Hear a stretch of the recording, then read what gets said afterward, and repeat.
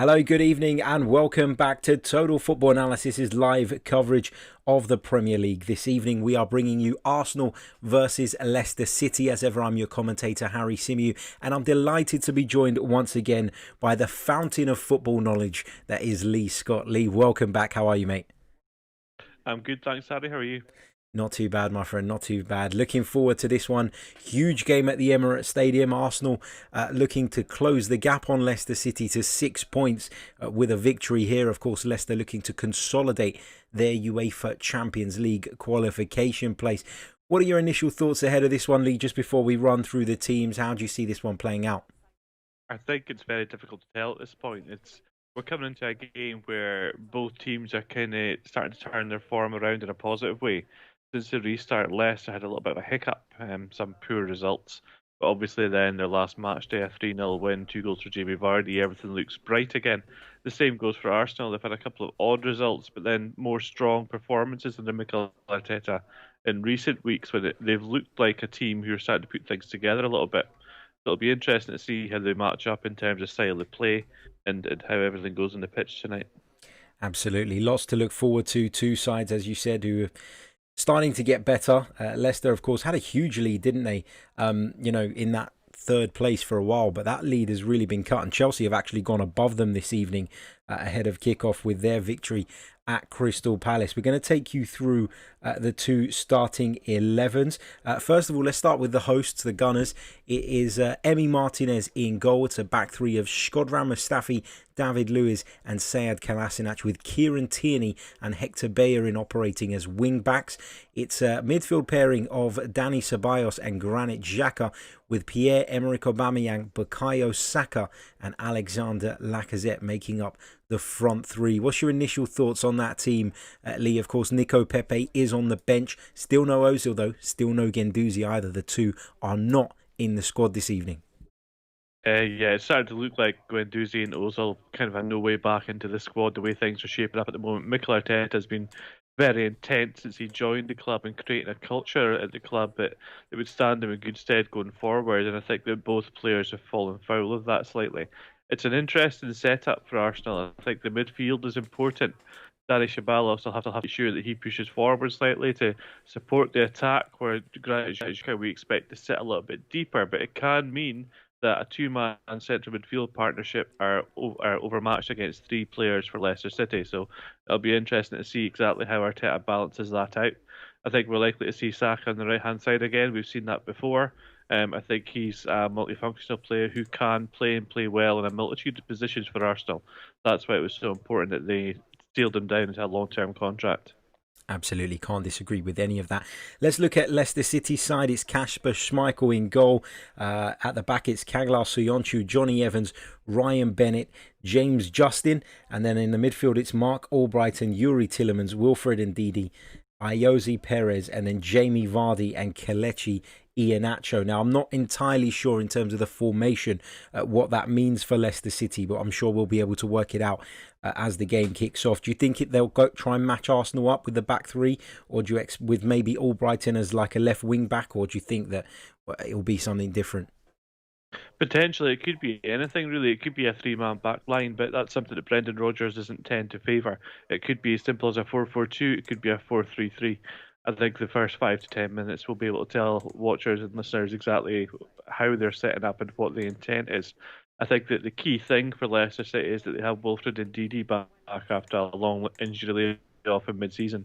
He's really the key player for them that makes everything tick. The likes of James Maddison, who's unfortunately injured tonight, and Jamie Vardy obviously get the headlines. But Ndidi is the player that I think could make the step up to play for a much bigger club than Leicester City at this stage. Absolutely. Let's take you through the two substitutes benches before we continue to build up to this one. For Arsenal, it's Socrates Torreira, Ainsley Maitland-Niles, Rob Holding, Nico Pepe, Reece Nelson, Joe Willock, Eddie Nketiah and Matt Macy. On the Leicester City bench, it's Wes Morgan, Demarai Gray, Danny Ward, Harvey Barnes, Hamza Chowdhury, Matthew James, Nampalys Mendy, Dennis Pryatt and Christian Fuchs. So both sides have options from the bench. I mentioned Nico Pepe has returned. Of course, he missed the last fixture, the game at Wolves, due to his wife giving birth. But I'm very interested as an Arsenal man to see how he fares in this front three with the wing backs, because it does allow him to get more in field and influence the game. And I hope that we'll see some of Nicolas Pepe tonight, depending on his fitness. But are you of the same belief that he will be more suited to playing in this system than perhaps he has been into the sort of 4-2-3-1 that Mikel Arteta has been playing previously? Yeah, I think that's important. I mean, you're right. The 4-2-3-1, playing with the traditional 10, if you play a right-sided attacker in that system, there's naturally less space inside for them to move into because the 10 is there. If we're talking about like Dani Ceballos having to get forward a little bit more to link the attack, that's also a position that the wide forwards can take up. If they move inside in the attacking phase, the wing backs push forward. Suddenly you've got width and you've got presence in field, if you like, and that allows Arsenal to progress the ball a lot better than otherwise when the likes of Pepe were sometimes stranded out wide, and he's not at his best picking the ball out wide and not being able to cut inside and influence the play, as you said. So I think that will be something that Arteta is intent on. I think that when players in the central areas who are able to receive the ball from those progressive passes that Alexis Ceballos can play so well is really important for Arsenal going forward in terms of their development as an attacking team. Defensively, we've already seen improvements under Arteta. The next step now is to become more of an attacking force. Indeed, it is. How impressed have you been with Leicester City this season? I know we spoke about a dip in form sort of prior to the lockdown, and they didn't really restart in a brilliant fashion, but it would be some achievement, wouldn't it, for Brendan Rodgers if he was able to finish in the Champions League places? Definitely, it would be an incredible achievement. I think that Leicester City are one of those clubs who are on the cusp at the moment. They're on the cusp of becoming a regular top six, top seven challenger, so a team that can qualify periodically for the Champions League. They recruit very well. They're very well drilled. Every player in the team knows their roles. I mean, you saw them sell Harry Maguire, but they didn't even have to go out and sign a replacement last summer. Kaglar Soyuncu just stepped up from the subs bench and became a fixture. Now he's being linked to a big money move elsewhere.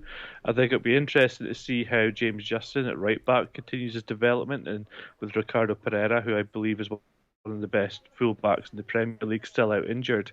I think Justin's a really interesting player as well. He's somebody again who could become a mainstay for Leicester going forward if Pereira does move on. I think that what's important for Leicester is that they're able to keep this squad of players together for at least one more season. If they do get Champions League football next year, it'll be important that they manage to keep the likes of Madison, which I believe they will, and then Didi, which I believe may be more difficult. It'll be important for them to try to keep those players together to make a real run at it next year under Brendan Rodgers.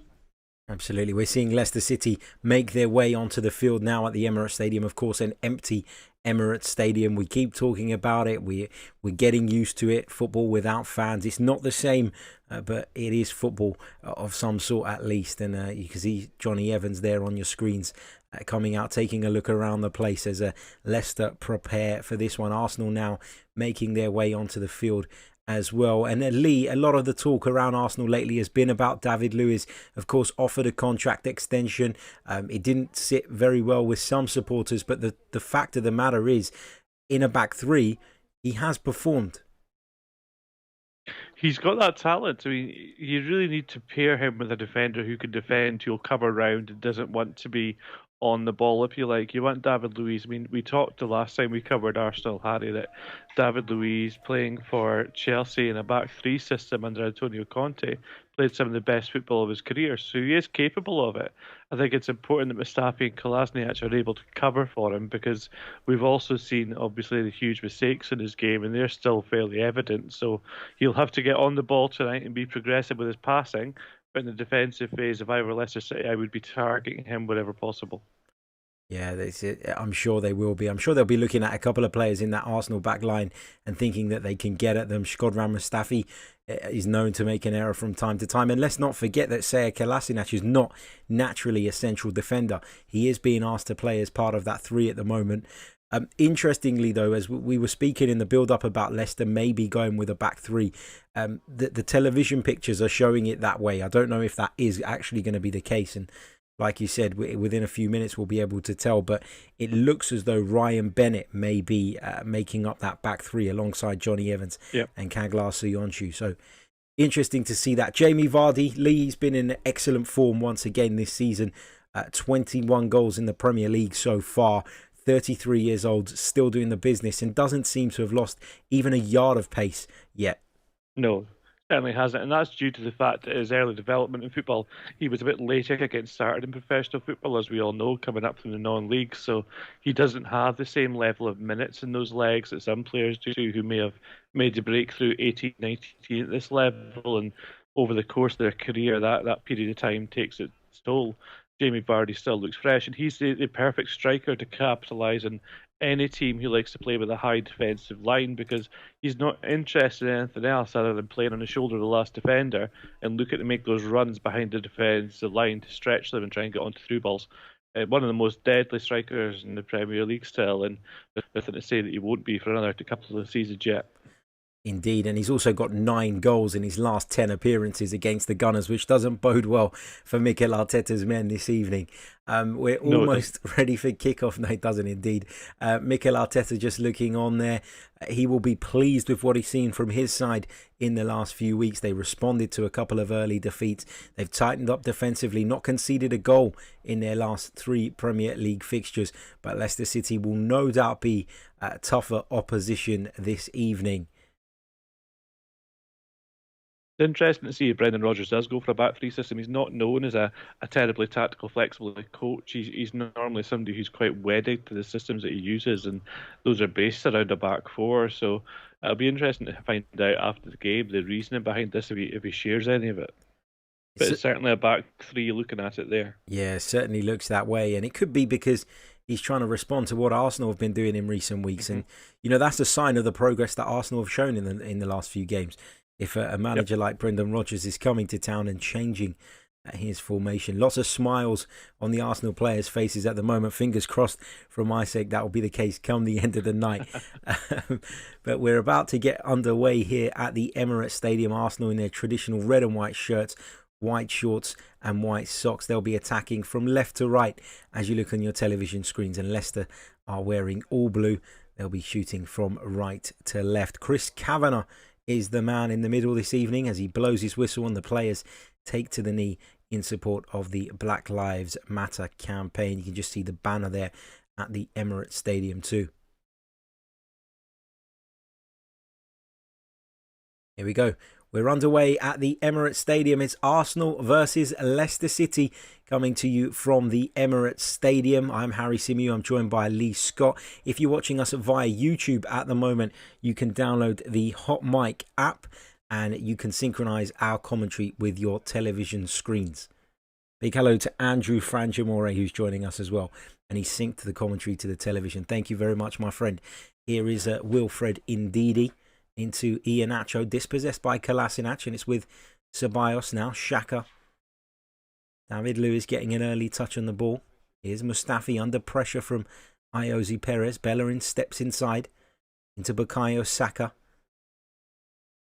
Goes back to Mustafi, who will clear it forward.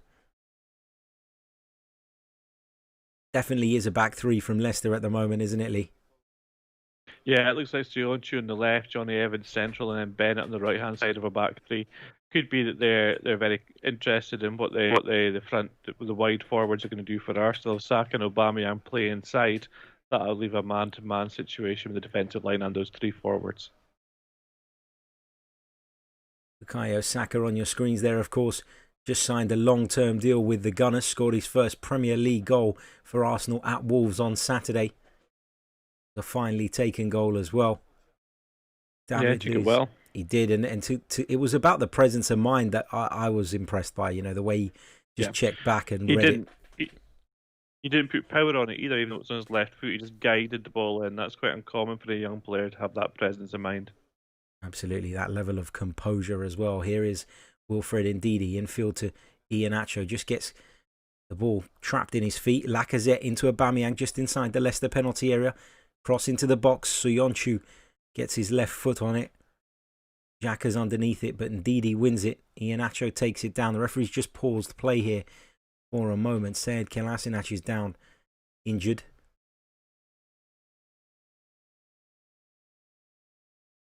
For those of you using, it takes a lot to knock him off his feet. Yeah, absolutely, it does. Certainly run into, I think it was Ryan Bennett there. Looked a painful one, but you're right. It does take a lot for Sead Kolasinac to go down. Just a quick reminder to those of you looking to use the manual synchronization feature. We're on the 2nd minute and 30th second. Here is Bennett. Arsenal have it back with Granit Xhaka into Saka now. To Bellerin's come forward, drives inside for Arsenal. Finds a brick wall though in Yuri Tillemans.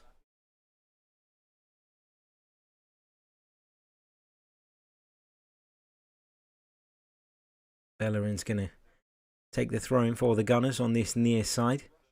Gets it back from Xhaka, goes infield to Ceballos. Arsenal clearly trying to squeeze Leicester into their own half and just dropping that little bit deeper in order to create angles for the defenders to receive the ball. They are. And that's also a dangerous game to play because in quick moments of transition, Jamie Vardy will quickly look to take advantage of those spaces that are opening up. But like David Luiz has a great range of passing, so he will constantly look to be a little bit deeper than his teammates who can receive. We've seen it a few times in recent weeks, David Luiz picking out the likes of Pierre-Emerick Aubameyang and Kieran Tierney on that left-hand side in particular. Yeah. For all his faults, you can't really argue with his ability to spread the play and his ability to hit those diagonal passes. That's one of his key strengths, and it always has been. That's why he's been so coveted by so many coaches over the years. That's right. He certainly brings something to the team.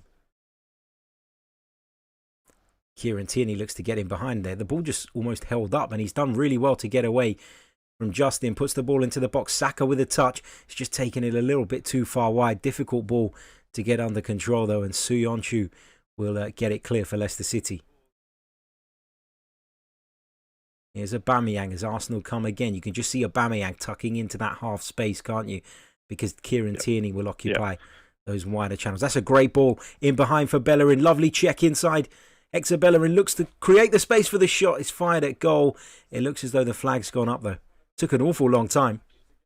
It did take a long time, but you're right. Aubameyang is tucking at that half space off the left-hand side, and Saka was in the same space off the right-hand side, and that's what allowed them to get into that advanced area and to go behind the defensive line. So Saka and Aubameyang are both likely to try to play closer to Lacazette as the game goes on, and that'll be dangerous for the Leicester defence to be able to deal with that, as well as controlling the spaces wide, and that's where we saw Bellerin breaking through there.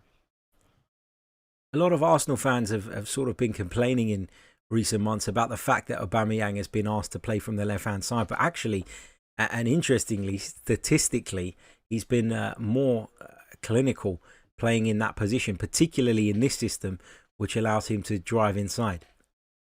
Yeah, that's a key thing. You'll want to come inside. You won't want to play wide as a traditional winger. You'll constantly be looking to make that movement from left into the centre. And that's somewhere where, as he moves in, as he drifts inside, it's difficult for central defenders to mark him properly. And then Aubameyang is able to find space in the final third, outside the penalty area, inside the penalty area. And we all know how dangerous and how deadly he is from those spaces. Goal record speaks for itself. 19 Premier League goals this season. The fastest ever Arsenal player to reach 50 goals in the division as well. Even surpassed the great Thierry Henry in terms of that record. That's not bad, is it? Not bad at all.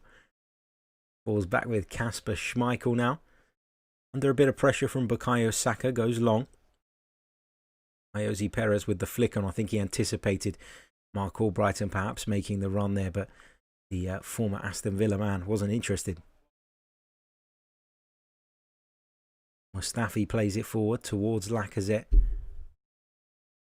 Going to be difficult for Lacazette receiving those types of passes up against those tall and powering centre halves. Yeah, that's not his game at all. He prefers the ball played to feet, obviously. And it doesn't matter if you drill the ball to his feet or if you just played in softly at a good weight. He's got the technical ability to be able to take possession in those areas and bring others into play.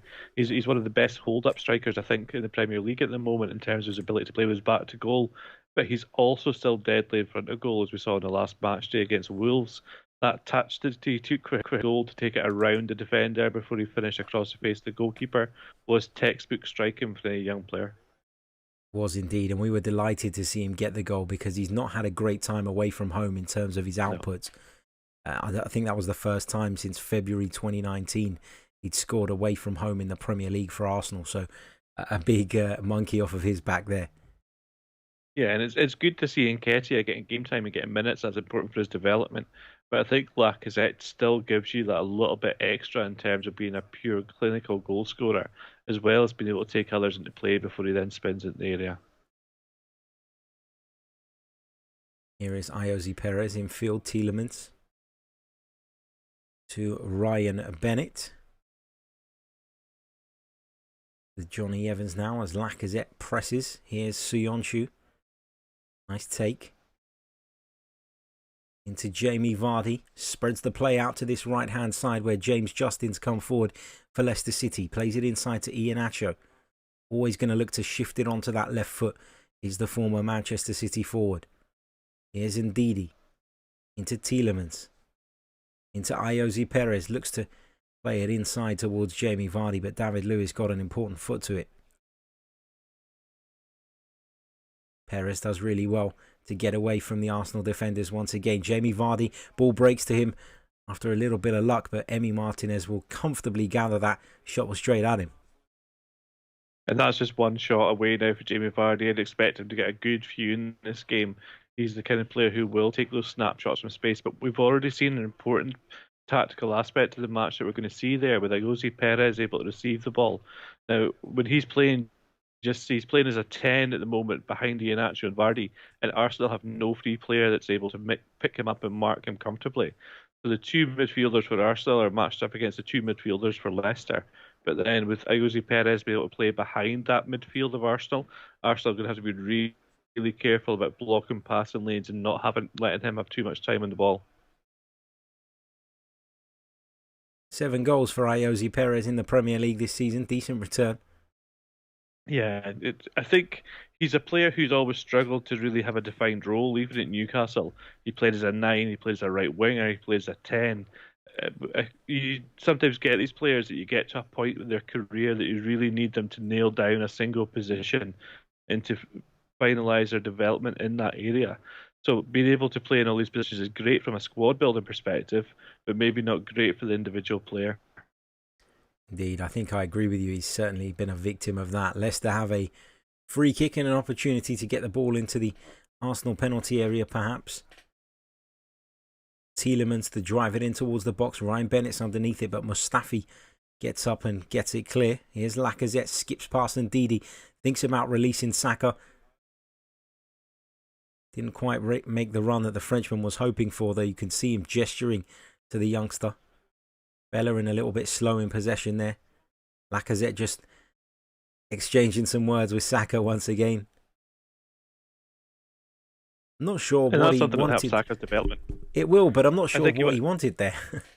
He wanted Saka to go long quickly to release the pass, and Saka was a little bit slow to make that movement, which it closed the angle down for Lacazette, I think. But as a young player, Saka needs to be able to take this criticism from players like Aubameyang and Lacazette. It'll all help him get better in the end. Will indeed, and I'm sure that he will take it in a positive light. His attitude so far has been exemplary.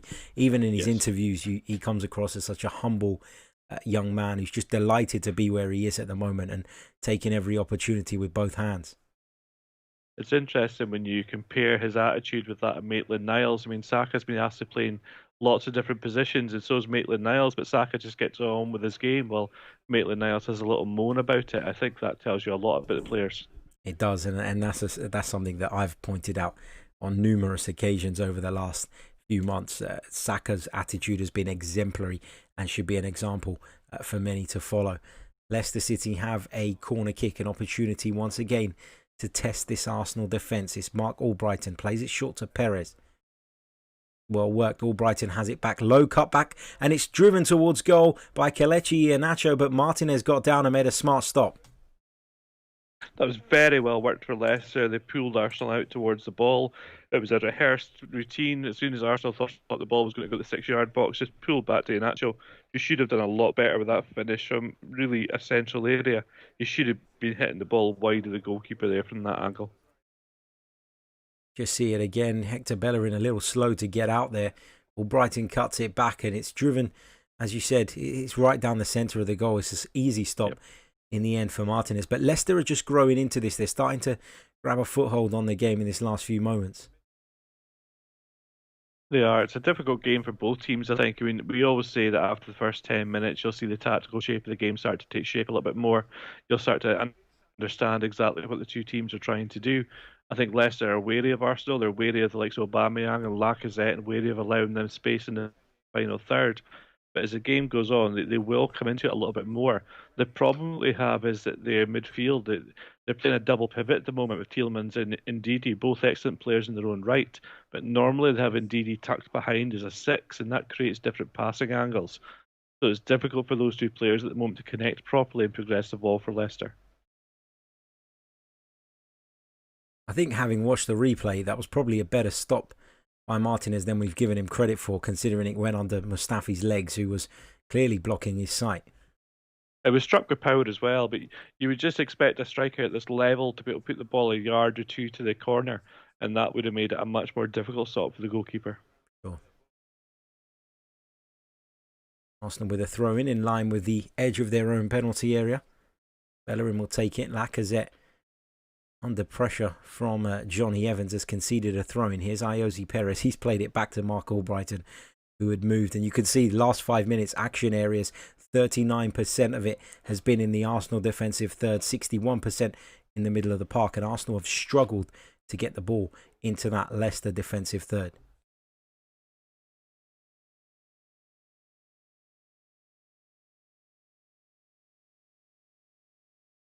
Don't forget, if you're watching us via YouTube, head over to the Hot Mic app, download it, use the promo code TFA2020, follow us, that way you'll never miss a broadcast, and then you can sync our commentary with your television pictures.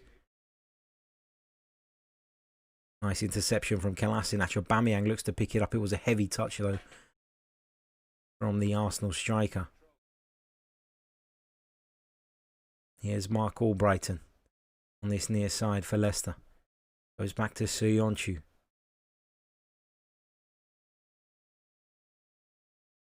Back with Kasper Schmeichel now. Flicked on by Iheanacho, but Arsenal have possession back. Here's Kieran Tierney. Granit Xhaka under pressure from Ndidi. Does well. Here's Tierney again. Outside of the boot from Granit Xhaka to find it. Shkodran Mustafi. Here's Bellerin. Into Saka. Lovely flick on. Will Bellerin get there? He won't. Albrighton got there first. I think Arsenal have been awarded a free kick here for a late challenge on Bukayo Saka. Dionchu certainly comes into the back of him with quite a bit of force. I think it was robust as the term you would use. That's the one.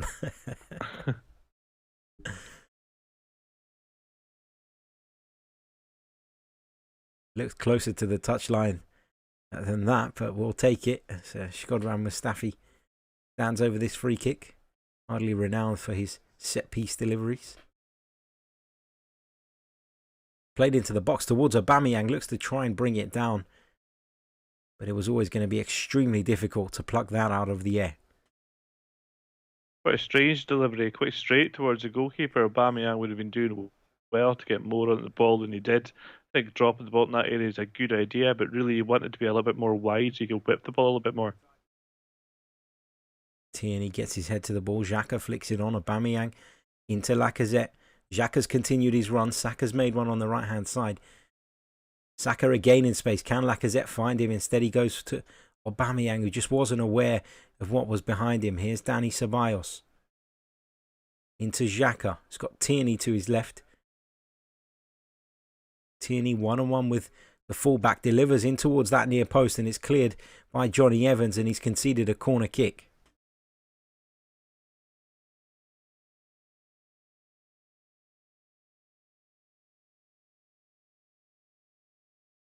Johnny Evans had no way, did he, of knowing what was behind him. He's got to deal with that. No.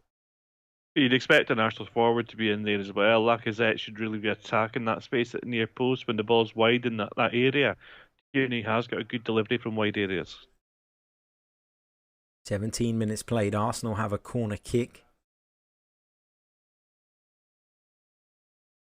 It's delivered in by Ceballos.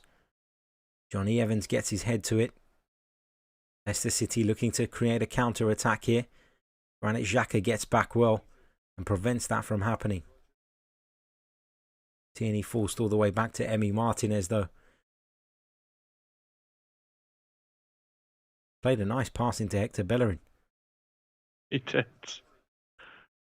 Here is Jamie Vardy. Delivers it low into the penalty area. David Luiz was alert to it though. David Luiz clears at the near post for Arsenal. So dangerous with having Vardy in those areas. He's direct. He gets the ball, and his single thought is to get the ball towards the opposition goal. That's what makes it so difficult to defend against. There's no sense that he's going to try and link up and bring others in. He just got wide there and then hit it hard and low across goal.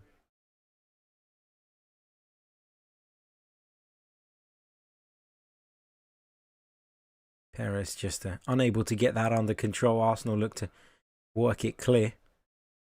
Nice football in a tight space. A little bit risky, you could argue, but they've worked it well. Here's Lacazette. Looks to turn and then looks to find Hector Bellerin, who had got forward. The pass was well overhit, and I think he'd strayed into an offside position.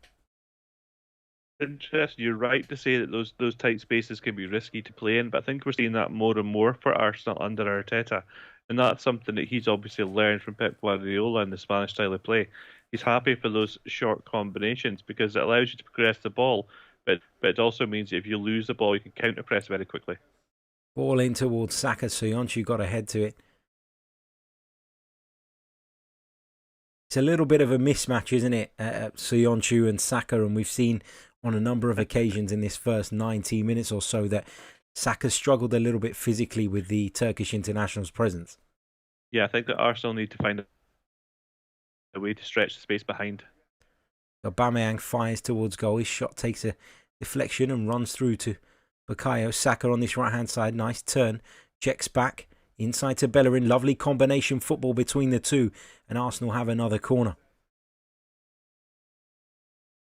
Like Saka has the pace to beat Soyuncu in a foot race, and that's the kind of areas that Arsenal should be looking to play into. But playing the ball in the air into that area just isn't going to give them any joy at the moment. Soyuncu is too dominant aerially. He is, and we saw Lacazette making that move to the near post there as you described in the last move, but unfortunately Arsenal were unable to pick him out. They've got a corner kick now though, which Dani Ceballos will take. Right-footed, it's going to be an outswinger from the Spaniard. In it comes. Headed clear. Driven back towards goal by Kieran Tierney. My word, he hit that cleanly. Schmeichel releases Perez quickly, and out comes Emi Martinez to deal with that. Good goalkeeping. He was alert. A couple of times now I've been impressed with Martinez in terms of, first of all, his distribution when he clipped the ball over the right-hand side and now being alive to that threat. But that was a great hit from Kieran Tierney in his left foot. Obviously, no control in the shot, just pure power, but that can sometimes beat the goalkeeper. Interesting to see Martinez as well on his toes there, as here comes Bukayo Saka for Arsenal. Creates a space for Pierre-Emerick Aubameyang at the far post, and Arsenal have taken the lead after 20 minutes. It's Pierre-Emerick Aubameyang with his 20th Premier League goal of the season. Wonderful work from Saka, and the Gunners are in front. And that's, I think, why Arteta is so keen to get Saka into the same team as Aubameyang. That balance the two of them give each other. You can see here in the build-up phase, Saka's wide, and he does make that run to stretch the space behind Soyuncu that we were talking about a minute or two ago. And there's no competition between the two of them. When he stands the ball up, he's fortunate the defender slips, but that's a great weighted ball at the back post. And that's the kind of area that Aubameyang will always get into coming from that left-hand side.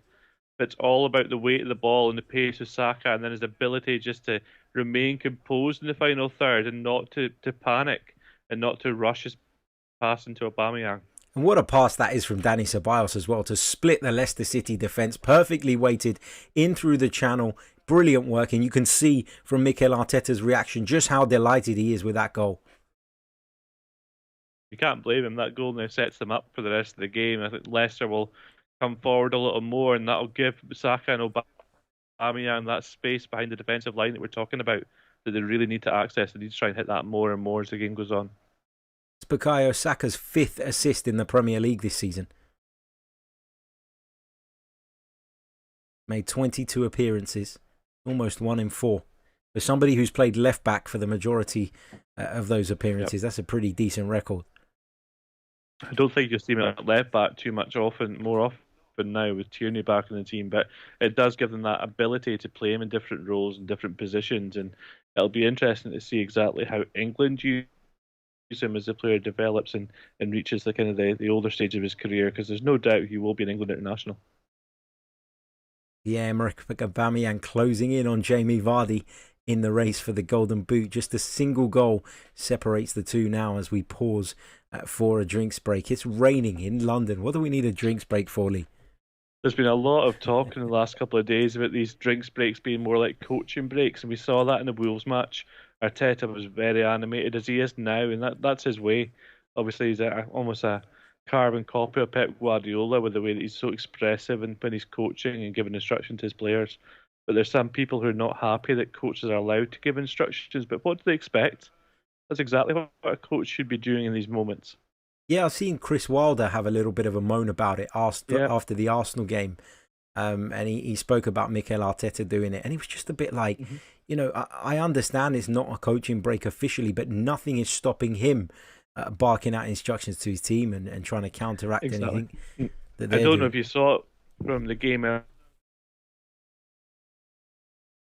Thomas Frank actually had a full-blown tactics board with the markers on it during the drinks break, so he wasn't even bothering to hide it. Exactly, there you go. I'm a big fan of Thomas Frank, though, I've got to say. Yeah, and Brentford, they're a really interesting club. I have a soft spot for them. I'd quite like them to get promoted this term. Me too. And interestingly enough, the first game I went to this season as a journalist was Brentford against Birmingham City on the first day of the Championship season. And I had the pleasure of meeting him and asking a couple of questions in the press conference. He's a great guy as well as a great coach. Always happy to give up his time. Fantastic.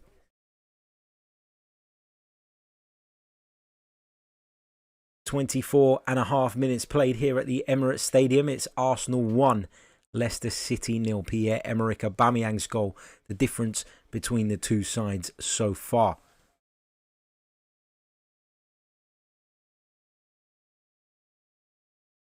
Here's Symeou for Leicester. Towards Iheanacho, but the ball will run through harmlessly to Emiliano Martinez in the Arsenal goal. It's obviously different for Jamie Vardy as well. He's having to get used to playing in a system with a strike partner, if you like, at the moment. He's used to playing as the 9 on his own. Here's Aubameyang in behind again for Arsenal. Bukayo Saka making a run towards that far post. Aubameyang couldn't quite pick him out. Good work from Symeou to get back and clear his lines. But again, you're seeing Arsenal expose that half space with those runs in behind. Last time it was Saka. This time it was Aubameyang. And the pair almost combined once again. Yeah, we talked about how important it is to have a player like Alexander Lacazette playing as the 9 as well, who can receive and bring others into play. We saw that there. He dropped deeper into the 10 space. He received the ball, and as soon as he does, Aubameyang starts to run because he knows that Lacazette will find him. Dani Ceballos is going to take this corner for the Gunners. Right-footed delivery towards that near post, headed clear by Jamie Vardy, I think it was, of all people. Here is Ceballos. Lovely turn from the Spaniard. Finds Saka. Got 3 Leicester City bodies around him. Arsenal pressing high up the pitch. Doing really well to make it difficult for Leicester City to get out of that situation.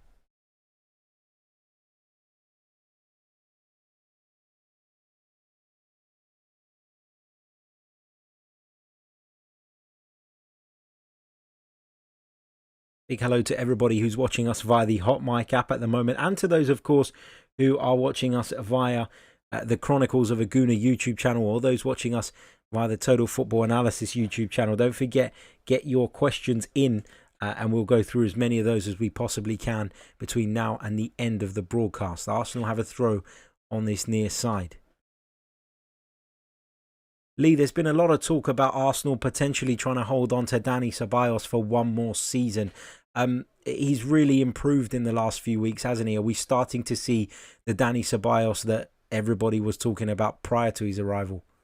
I think so. I mean, there's always been a player there going back to before he signed for Real Madrid when he was still at Real Betis. and he was their key player. He was the one who made everything tick for them, and he's got that ability. I think what's been difficult for him is that the roles in the Arsenal midfield haven't really been that well defined over the last 6 months, if you like. There hasn't been a clear identity in what they want the midfielders to do. It's just been a bit, the midfielders have been asked to do everything, if you like. He's certainly a player with a lot of talent, a lot of ability, and the capacity to play at this level. So it would make sense for them to try and keep him. Unclear whether that would be on a permanent deal or within an extension of the loan. We're not entirely sure. If we're led to believe sort of the reports, then it would suggest that it might be another loan deal with an option to buy possibly at the end. Here is Xhaka, delivers it into the penalty area. I wouldn't be surprised if Real Madrid are willing to sell outright. They're in a position at the moment where they're trying to raise revenue. That's why you've seen Achraf Hakimi, the right wing back, who's obviously at Borussia Dortmund. He's not going back to Real Madrid. They've already sold his rights to Inter Milan for next season. So it's likely that squad players, the likes of Asensio, the likes of Isco, the likes of Ceballos, at least one of those three I would think would be available for sale. Yeah, I think I agree with you in terms of Real Madrid looking to raise revenue. I just don't know if Arsenal will be able to make such a significant investment in Dani Ceballos this summer. That's the potentially the stumbling point. Maybe if they were to pay a significant loan fee and agree to pay the rest at the end of next season, you may see Real Madrid play ball in that sense as well. So be interesting to see how the negotiations go in regards to that one.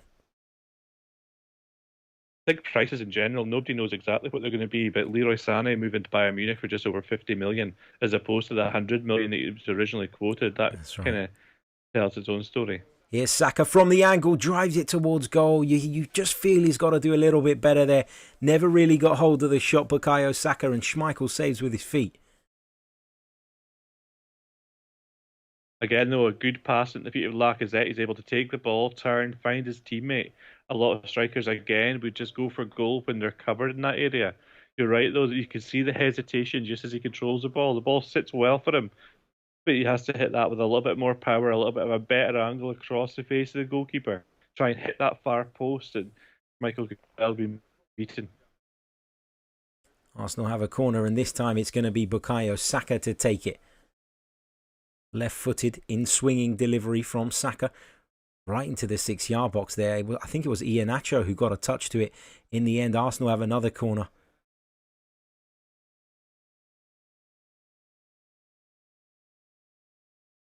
Approaching the half-hour mark here at the Emirates Stadium.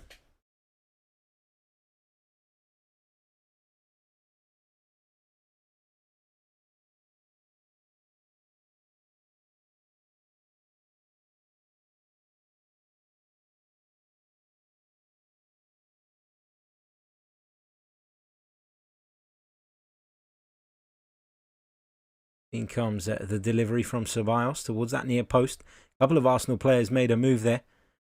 Ball breaks all the way to this far post where Aubameyang will gather it, puts it back into the penalty area towards Mustafi. Looks to angle his header towards goal. It's well wide in the end from Mustafi. Very difficult to be able to get anything on the ball from that area. It was a good work from Aubameyang to get out wide. Perhaps better served to hold on to the ball for a second instead of trying to hit the ball back into the area again straight away. But Arsenal showing more signs that they're pushing forward, they're creating opportunities, they're creating space, and they're forcing corners and threats in the final third. So I think Arteta will be very happy with what's happening on the pitch at the moment. I think he will indeed. Iosi Perez, Albrighton balling behind for Jamie Vardy, just overhit. Jamie Vardy gives him a thumbs up in acknowledgement of the idea. It's interesting to see the starting position again there from Martinez. He was on the penalty spot from that when that ball was clipped in. So he was already anticipating that ball over the top for Jamie Vardy. Quite an important role for the goalkeeper at this stage. Here's Aubameyang. Ball breaks to Bukayo Saka. Another opportunity maybe for him to have an effort at goal. Into Lacazette. Fires towards goal. It's a wonderful save from Schmeichel down to his right. Really, really good stop from the Dane. Arsenal have it back though. This attack is not over yet. Here's Dani Ceballos. Into Bellerin. Skips past the defender. Drives towards goal, and it's another wonderful save from Kasper Schmeichel. Schmeichel's keeping his team in it there. You saw that movement again from Saka. Picks the ball up. He's just coming inside now as Aubameyang gets the ball and brings him into play with a back heel. Again, Saka's a little bit hesitant to hit the ball at the first time with his right foot, but as he scoops it back to Lacazette, that's what Lacazette gives you in the penalty area. He's got the ability to generate power and generate accuracy from tight spaces. He doesn't need a lot of room. He doesn't need a big backlift. He just strikes for goal. I think this one from Bellerin was more of a cross than a shot, but it very nearly caught Schmeichel out to near post. It did indeed. I don't think Schmeichel was quite expecting the ball to come in from that angle. I think he, like you said, I think he expected a cross as well. I don't think Bellerin expected it either. No, you're right. I'm sure he would have said he did, though, had it hit the back of the net.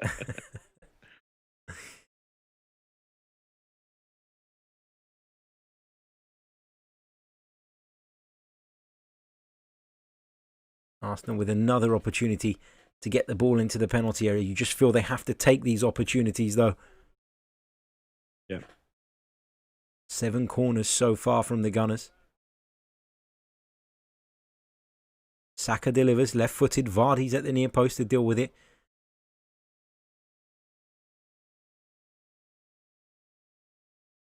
I think the ball may have just gone out of play from the delivery there.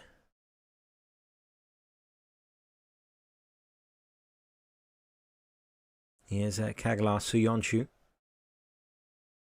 to Schmeichel, under pressure from Aubameyang. Arsenal have seen the benefit in recent weeks of closing down goalkeepers. Yep. And they're doing it more often these days.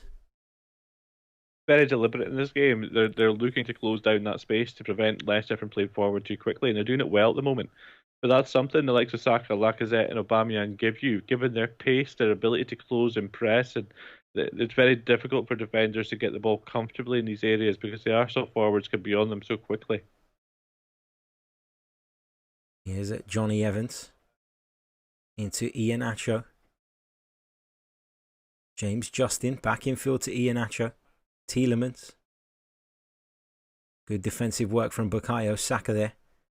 Followed his man back to bring the ball out for Arsenal, but he's dispossessed. Here's Jamie Vardy.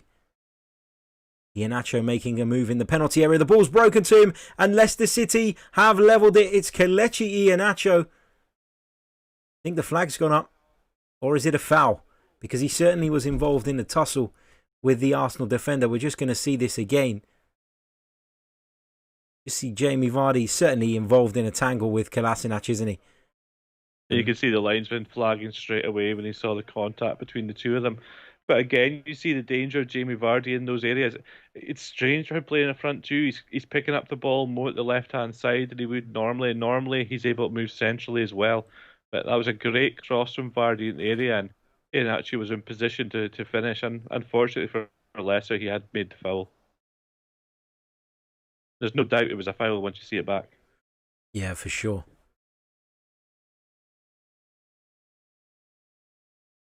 Like we said earlier on, if you've managed to floor Sead Kolasinac, something's definitely gone on. You see it just clatters into his face almost. Yeah. It was the contact with the hands that led to the free kick. I'd question what Emi Martinez was doing there. But fortunately for him, the goal doesn't count. Sort of dived across his goal, almost Superman-esque.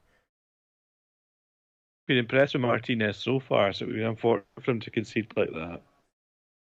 He's shown an incredible amount of confidence for a goalkeeper who's literally been on the fringes for his entire career. He's had a few loan spells at various clubs, but he's never, ever enjoyed a run in the Arsenal side. So to come in and do it with such confidence, it shows a lot, and it tells you a lot about the player. It does. And you need that in a goalkeeper. You need somebody who has that innate confidence to play that position. I think you're seeing that confidence growing as well with the starting positions that he's taking up in order to come out and clear some of those balls, because he hasn't been doing that from the start. Mm-hmm.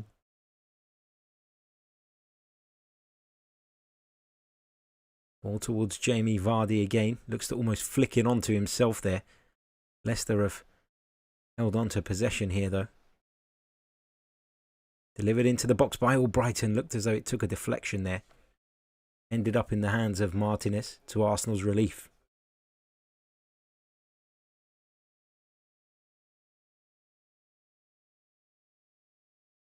Elsewhere in the Premier League earlier on today, Chelsea defeated Crystal Palace by 3-2.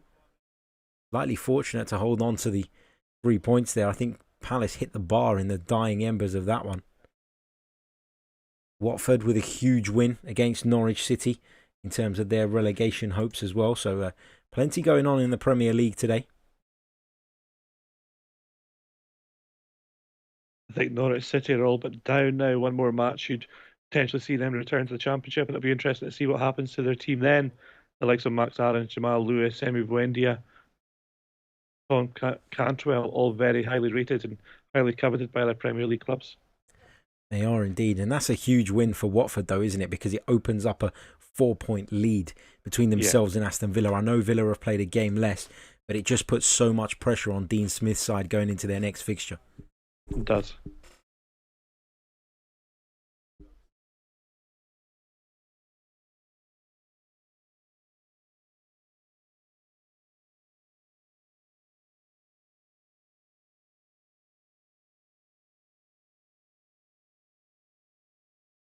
I know this is off topic of the game, Lee, but I always wonder why Premier League managers, they go out into the rain in the worst coats for it.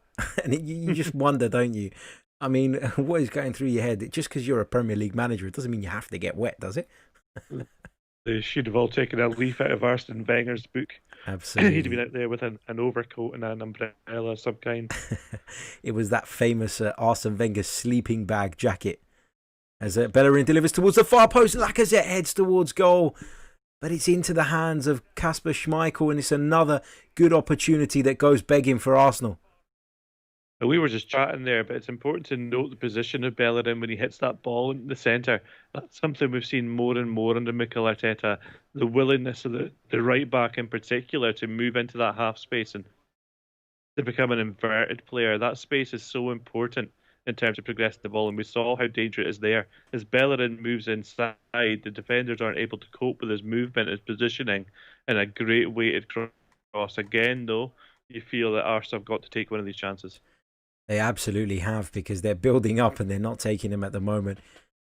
Should be at least a 2-goal lead, if not a 3-goal lead by now. At least a 2-goal, you would think. I mean, a little bit sharper with the finish a couple of times. Don't get me wrong, there's been some really good goalkeeping from Kasper Schmeichel, but that could well make the difference if Leicester are able to get back into this game. That'll be why. It'll be thanks to their goalkeeper. Arsenal will be kicking themselves if Leicester do find a way back into this. Here's Lacazette. He's want to throw in on this near side. He's not happy with the challenge from Johnny Evans there. Made his feelings known to the linesman. Well, that's because he's given it the other way. My apologies. Here is Symeou into Perez. Now Tielemans. Perez lets it run, or Brighton has it now. He's won a free kick as well. Tielemans for Leicester City. Around about 5 minutes plus stoppage time remaining in this first half.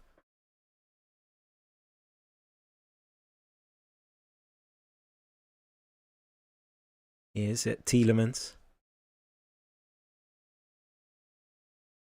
Evans goes all the way back to the goalkeeper.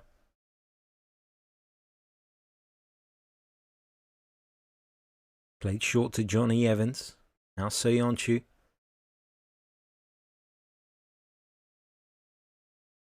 Here's Mark Albrighton. Out to James Justin.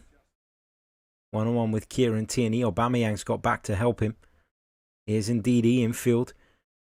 Well read by Dani Ceballos, and he picks up the ball for Arsenal. Lacazette just trying to lay it off to Saka. And Lacazette's won his team a free kick. Again, Johnny Evans and Lacazette involved in a challenge there.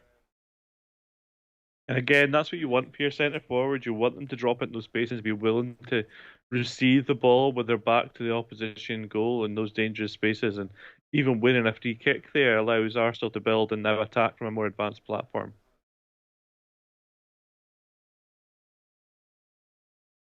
Kolo Toure, an Arsenal legend, dare I say it.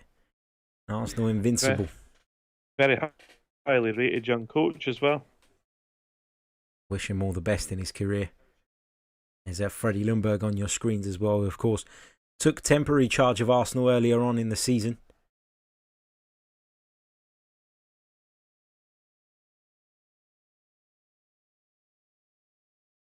If you're an Arsenal fan and you're interested, I did an interview with him on the Chronicles of a Gooner podcast earlier on in the campaign when he was in charge of the under-23s that you might enjoy.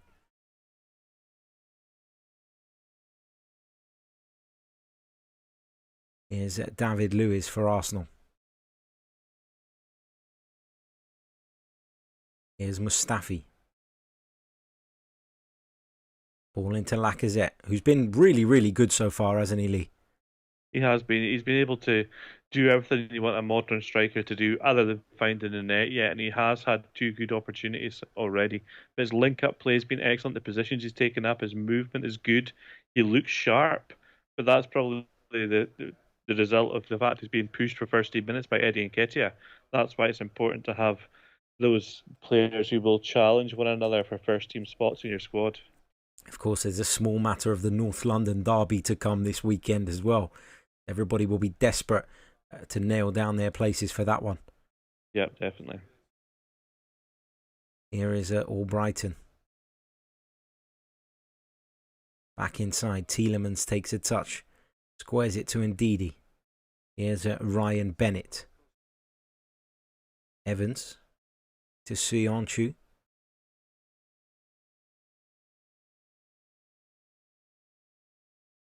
Gets it back, the Turkish centre-back. Here is Tielemans.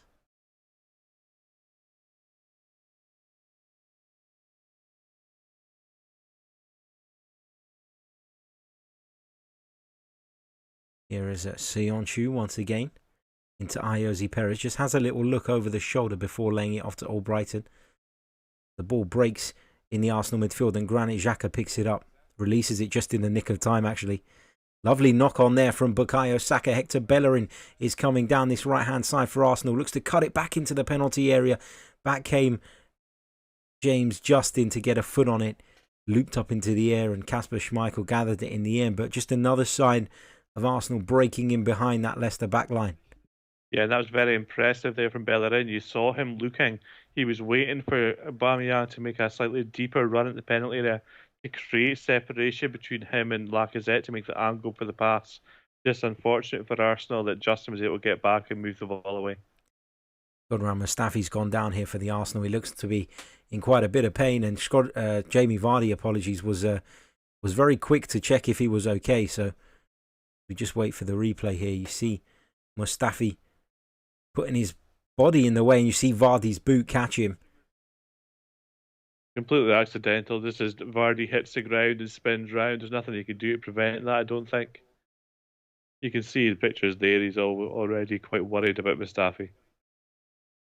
Yeah, the reaction certainly shows you that he didn't mean it. Even as an Arsenal fan, I can say that. I probably wouldn't be saying that if we were losing, though. No. I think the first half's been quite interesting. I think it's clear that Arsenal have been in the ascendancy. They're the only team that are really creating opportunities from open play, if you like. Leicester looked dangerous from set plays. They had that well-rehearsed routine that found Iheanacho in the penalty spot with a clear shot at goal. Good save from Emi Martinez. Other than that, though, in the disallowed goal, when Iheanacho pulled down Kolasinac, there hasn't been a whole lot to worry Arsenal. Whereas Arsenal, on the other hand, have created chance after chance after chance, and if it wasn't for the goalkeeping performance that we're seeing from Kasper Schmeichel, it could well be at least 3-0 going into the break. Deep into stoppage time now. There was 2 minutes added on initially. We expect that to be extended due to the injury suffered by Shkodran Mustafi. You're seeing the goal again. Wonderful work from Ceballos to lose Tielemans and then pick out that pass. Yep. Saka just takes his time. Yes, he's slightly fortunate that Johnny Evans has lost his footing, but you can see he's beaten him already anyway. You can see he's got the wrong side of Evans, and he's done really well. That's the moment as Evans slips that you see this composure from Saka.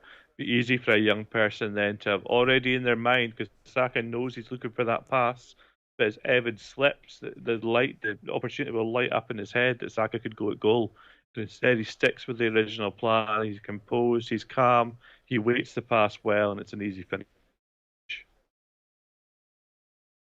Especially for somebody with as many goals as Pierre-Emerick Aubameyang.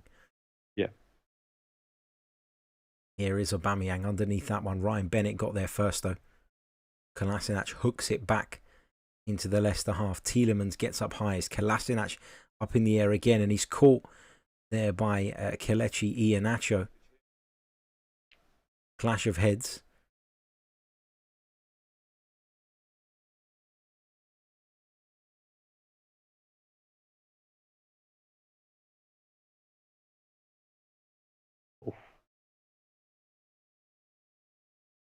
A painful one.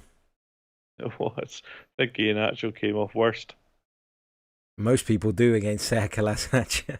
Okay. But from an Arsenal perspective, you're seeing a level of commitment from some of these players that has been missing for so long.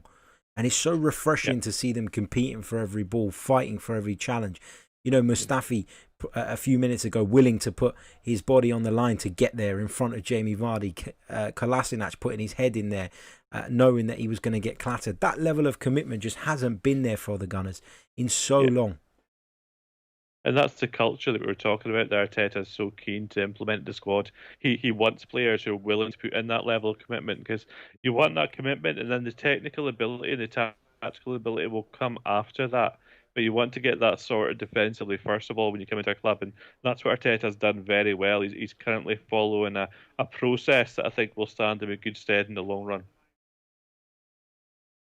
Here is Mark Albrighton. Delivers into the penalty area, left-footed. Met by the head of James Justin, who'd made a move into the penalty area, but it's wide, not troubling Emi Martinez. And you suspect that that may be the last action of this first period.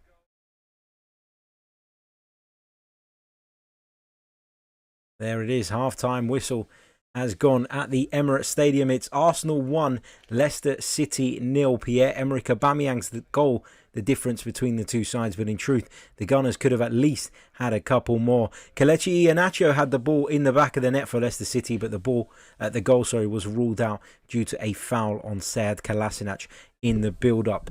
We're going to take a few minutes break. We'll be back in just a couple to answer some of your questions and have a chat about what we've seen in the first half. So don't go anywhere.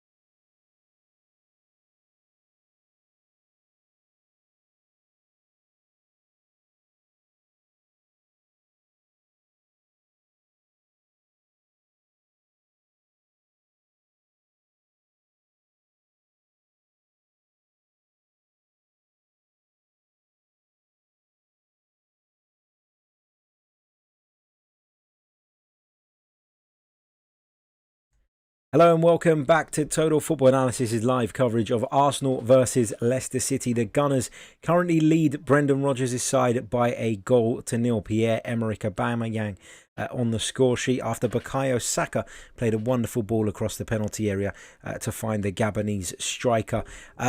Lee, let's have your brief assessment of that first period and then we'll take a couple of listener questions before we get back to it.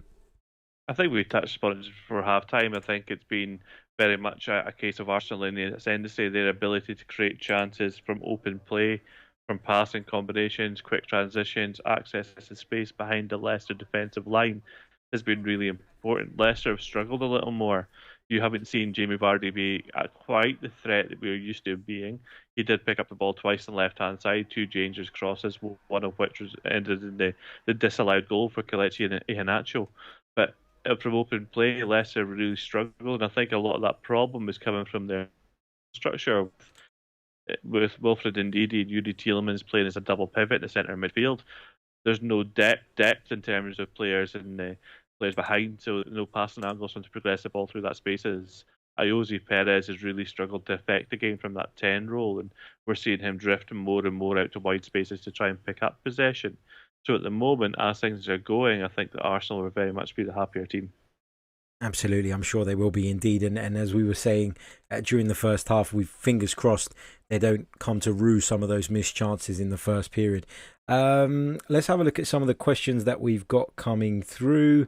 I've got a comment here. A very positive first half from Arsenal. Some great opportunities to extend the lead, but always good to go in at half-time. A goal to the good. Andrew asks, "What would you change anything at half-time if you were in Mikel Arteta's position based on the first half display, or would you stay as we are?" No, don't change anything at all. I think the way the game's going, Leicester will have to press forward more and more, and that plays into the hands of Arsenal with their pace, their ability to attack space. I think that'll be something that'll be a key feature from the second half. I think that Ceballos and Granit Xhaka are holding the midfield together well. We're seeing Hector Bellerin and Kieran Tierney get forward to support in wide areas. And so far, fingers crossed for Arsenal fans, the defensive unit hasn't looked too error-prone. So at the moment, I think Mikel Arteta will just be making small tweaks at half-time. There won't be anything significant, if you like. I think as the game goes on, we will, of course, see substitutions. But at the moment, no, I wouldn't. Big hello to those of you watching us on YouTube as well. We're going to take some of your questions. Owen asks, Lee, in today's market, how much is Dani Ceballos worth? Therefore, how much should Arsenal be looking to spend on him if they are to make the deal permanent? I think this is the important question because nobody knows exactly what the COVID-19 crisis is going to do to the transfer market. I referenced the fact that Leroy Sané has moved to Bayern Munich for what looks like a huge cut price deal. If that is something that translates across to the rest of the open market, then you could be looking at Arsenal being able to get Dani Ceballos for around the 30 million mark, which is something I think that Arsenal would be willing to pay at the moment. Previously, you'd be looking more at 50, 55, possibly 60 million, which could be a little bit more expensive side for Arsenal to spend on one player at the moment, the way things are financially at the club as well. But as Harry said in the first half, it could be a loan deal. And the thing that not a lot of people realise with these transfers is that the cost of the transfers are actually spread over the duration of the contract. So if it was 30 million and he signed a 3-year deal, then that's 10 million per season out of the Arsenal budget. That's right. Marquee Signing asks, Harry, do you think we look a bit shaky at the back? Leicester didn't create a whole lot, but still nearly equalised.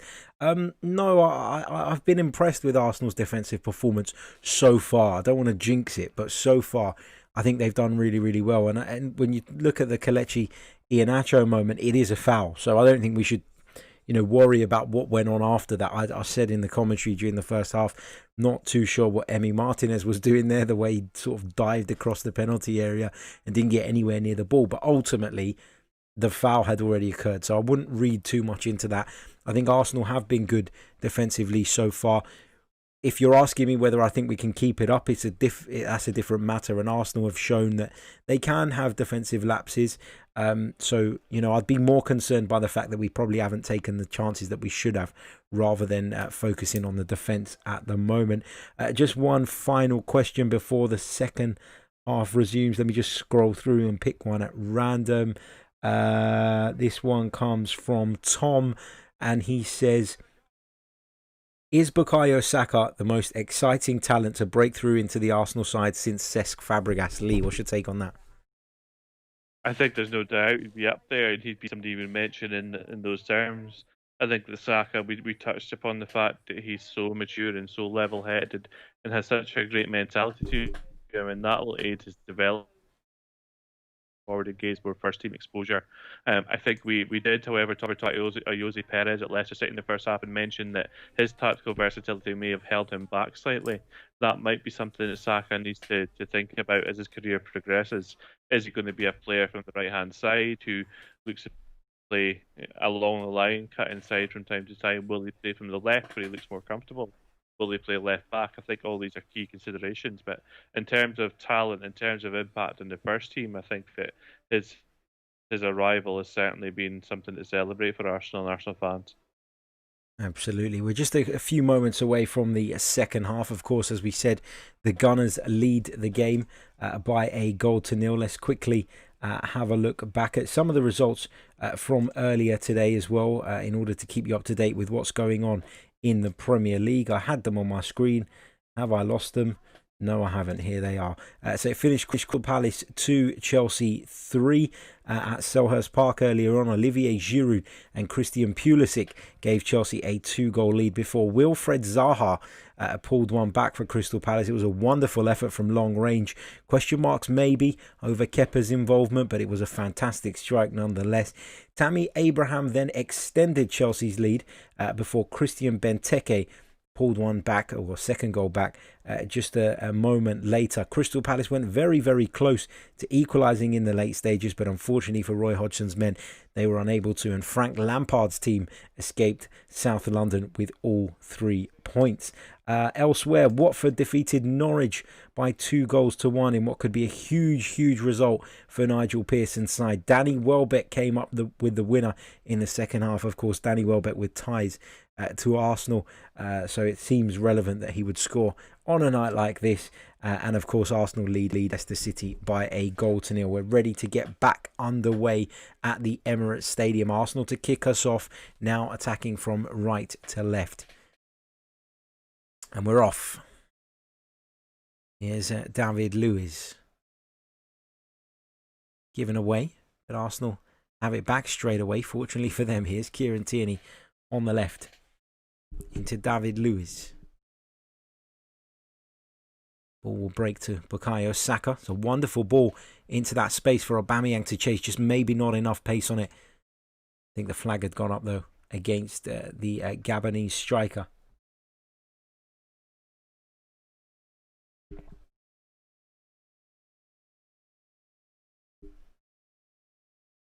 Be interesting at the weekend, Lee, won't it, to see how Mikel Arteta fares against Jose Mourinho. Two haven't come head to head yet. No, I think that it'll be a difficult match for Arsenal. I think that obviously Tottenham will be competitive. Something I'm not the biggest fan of Jose Mourinho and his tactical style in general, so it will be interesting to see how Arteta fares. Here is it. Jamie Vardy cuts it back and it's hit towards goal by James Justin, and it's blocked by David Luiz, and it's eventually cleared. But a warning sign for Arsenal there. Not sure what James Justin was doing in that position.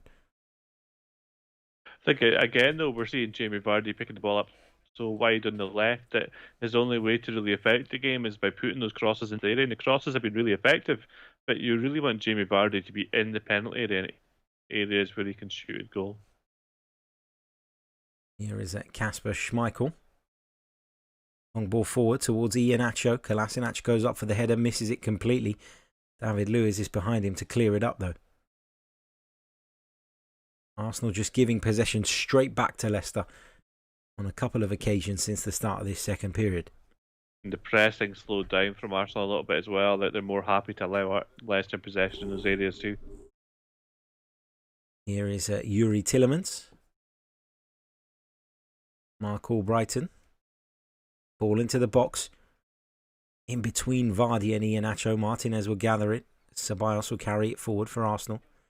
Aubameyang's come deep. Here is the Real Madrid loanee.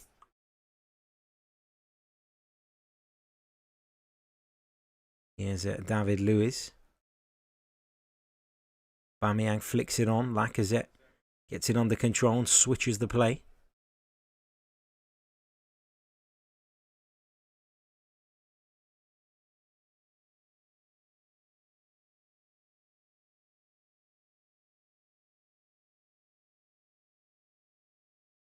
Just seeing a replay of that attack from Leicester City. Vardy did really well, as you said. Cut back and James Justin got into the position but just couldn't divert it goalwards. Not quite sure what Mustafi was doing in terms of defending one-on-one against Vardy there. We saw him with his hand raised looking for an offside, and then he kind of half-heartedly lifts his leg to try and block the cross. He has to be more active in the defensive phase in terms of one-on-one defending. Yeah, it's all very well to ask for offside, but your first instinct has to be to deal with the man.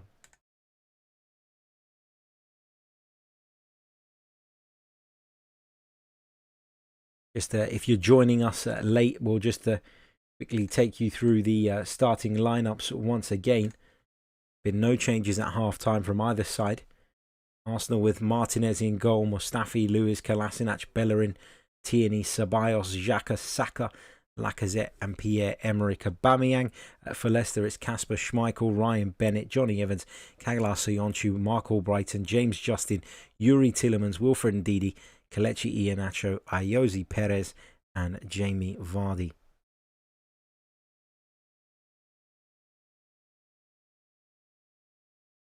David Luiz in possession for the Gunners at the moment. Here's Ser Kolasinac now in a more familiar position on this left flank just temporarily.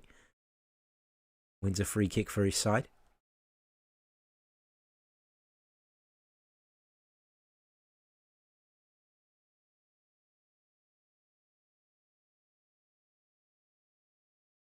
Ball down the line in search of Kieran Tierney. Manages to get a toe in though, despite James Justin picking up possession. It's good work from the fullback though to get free of the two Arsenal men. He's won a throw-in as well for his troubles. No, he hasn't. The referee's given it the other way. He's not happy.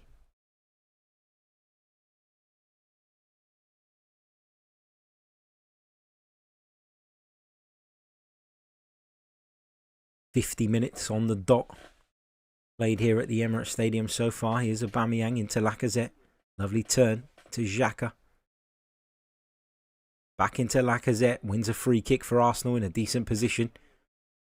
You can see immediately Granit Xhaka and Dani Ceballos both making their way to the ball.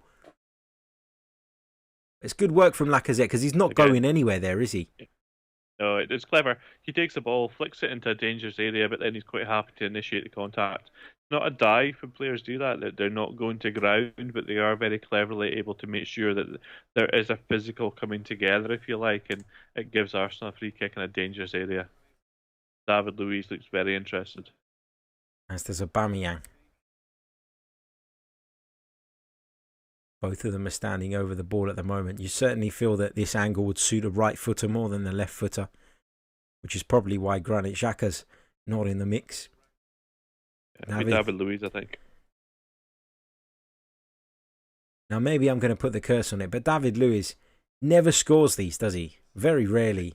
But he seems to take them all the time. It's that strange technique. It's David Luiz towards goal and Schmeichel just parries it wide. A little bit of reverse psychology there, almost coming off for Arsenal.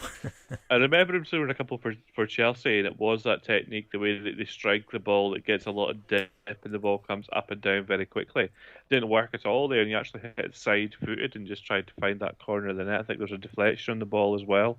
But again, Kasper Schmeichel's very alive to danger. Seen him do it many times, and it almost almost it either goes in the goal or it ends up in the top of the stadium. There's never often something in between. There was that time, but it's a rare occasion. As Ceballos strikes towards goal, deflected off of Ayoze Perez, and Arsenal have a corner.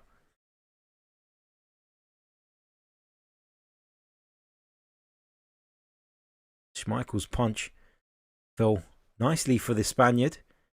Driven effort comes off of Ayoze Perez, and the Gunners will take, I think it's their 8th or 9th corner of the game. Just a sign of how dominant they've been. Saka will deliver it left-footed. Mustafi's underneath it, gone down in pain, but he's conceded a goal kick to Leicester City, and they take it quickly in an attempt to release Jamie Vardy. Just see Kieran Tierney there, just checking his run to make sure he gets in the way of Vardy. Yeah, Tierney doesn't tend to mind a physical confrontation. He won't mind getting clattered if it helps his team. Mustafi's still down at the other end. Just why there's a break in play. I read a really interesting quote from Kieran Tierney earlier in the week when he said he was asked by some of his friends in Scotland what London is like, and he said, "I wouldn't know. All I do is train, go home, relax, and go back to training." Yeah, that sounds about right. No, Tells you. there were images of the Arsenal squad that emerged in the week, and you saw Kieran Tierney, all the other players had their expensive wash bags, and Kieran Tierney had a Tesco carrier bag. Yeah, that's right. I Tesco's think bag for that, life. yeah, I think that sums him up very well. Really good young footballer, though. He is indeed. You can see the marks actually on Mustafi's face from that contact with Jamie Vardy earlier on.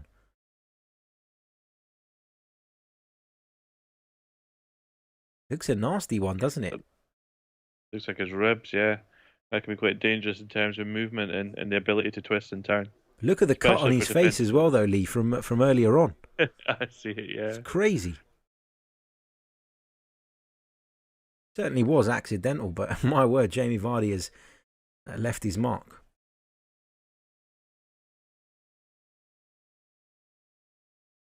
Leicester have a throw in deep inside their own half, which Ryan Bennett will take, wearing the number 29 shirt for the Foxes this evening. Tierney gets underneath it. Mustafi waiting to rejoin the play. Here's Xhaka. And Didi dispossesses him and releases Jamie Vardy. Iheanacho making a move in the middle. It's a good ball from Vardy. It falls to the former Manchester City man who strikes it towards that far post. But again, Emi Martinez was equal to it. That was excellent goalkeeping. Better for Leicester City this time. Vardy picks the ball up on the opposite side, and again he's got that ability to find players in the centre. And Iheanacho makes a good move, pulling off the shoulder of the defender there and being able to make contact with the ball. But again, left-footed, it is a difficult ball to strike, but you would still expect Iheanacho to be making more of that chance. Jamie Vardy's just so efficient in his possession when he does get the ball, isn't he? He always finds Yeah, someone. He always I makes think use of the situation. that's a perfect way to describe him as a striker. Just efficient. You're right. His ability, whenever he gets the ball, all he does is look for an opportunity to either create or score, and that's what you want from your centre forward. Very direct, but also very effective. As Martinez plays that ball out towards the right-hand side. Arsenal just not really got going in this second half so far. Yeah, just been a little bit slow, but I think that when you talk about Vardy as this efficient striker, this prototypical striker, it's interesting to note that how he's changed his approach to the game over his career. He's now one of the biggest proponents of sports science, and he looks after his body immaculately well, and that's how he's able to keep going at this stage. I think that if this pattern of play continues for much longer, then we may well see Arteta look to make a change just to stabilise and control the game a little bit more. Arteta received a lot of praise in the aftermath of the Wolves victory at the weekend for his game management. We'll see how things pan out here at the Emirates Stadium this evening. Here is Kolasinac down the line. Kieran Tierney keeps it in. Here's Aubameyang. Tierney's taken out off of the ball by Ryan Bennett. And Arsenal have another free kick.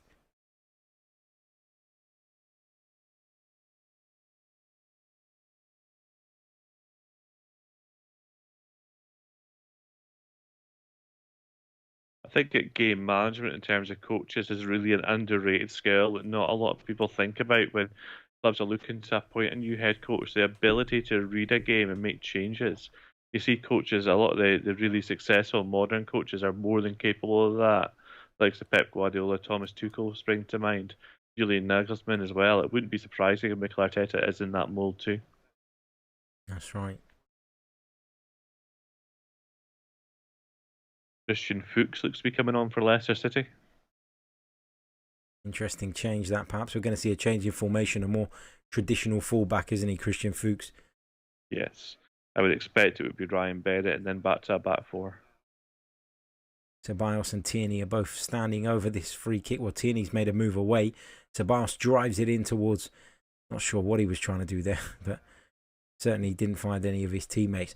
Now feels like a great time, Lee, now that Liverpool are the Premier League champions, for you to plug your book. How can people find your latest book, which is, of course, going to be an excellent read? You can find King Klopp. It's available for pre-order on any good book site. Waterstones, W. Smith, Amazon, Book Depository all have it. It'll be available at the end of August. Brilliant stuff. Look forward to getting into that.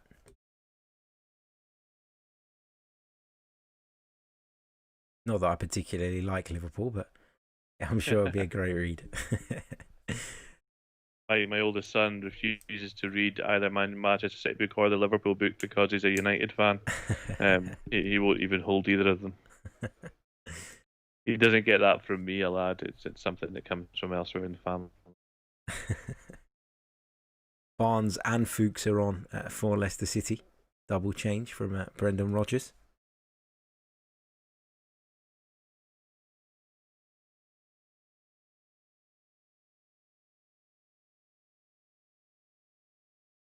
And they are sticking with a back three by the looks of it, so it must be part of the important game plan for Rodgers. He's not willing to make that change and make that break. It looks like Harvey Barnes has gone out onto that left-hand side. Here he is. Oh, has a go. Never troubling the Arsenal goalkeeper, though.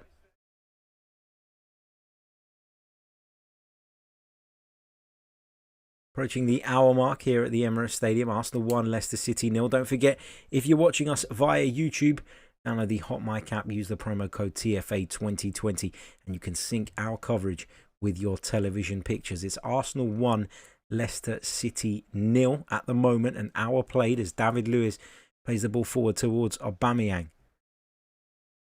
Well done by Granit Xhaka.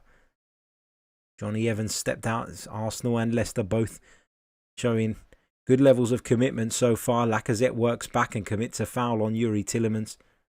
Knew exactly what he was doing. That's what you call a tactical foul, isn't it, Lee?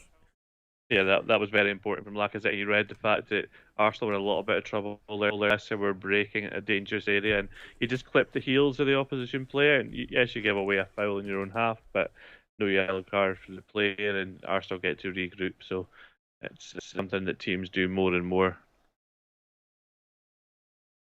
It's confirmation that the two players who made way were Kelechi Iheanacho and Mark Albrighton. Tielemans delivers into the penalty area. Martinez comes and gathers. Johnny Evans was in and around it, though. Good work from the Argentinian goalkeeper. I think we're seeing Jamie Vardy now playing as a lone striker with Harvey Barnes and Ayoze Perez looking to occupy the space just behind that. So more of a 2-1 as opposed to a 1-2, if you like, when Iheanacho was trying to play more alongside Vardy. So maybe more room now for Vardy to run into and choose the angles a little more. Here's Wilfred Ndidi. Now Soyuncu.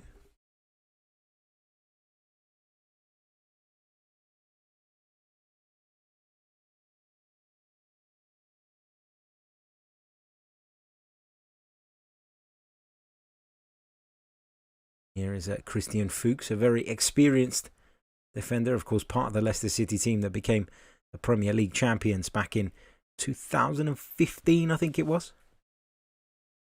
Very important part of that team as well. More for his character, I think, and his presence in the dressing room.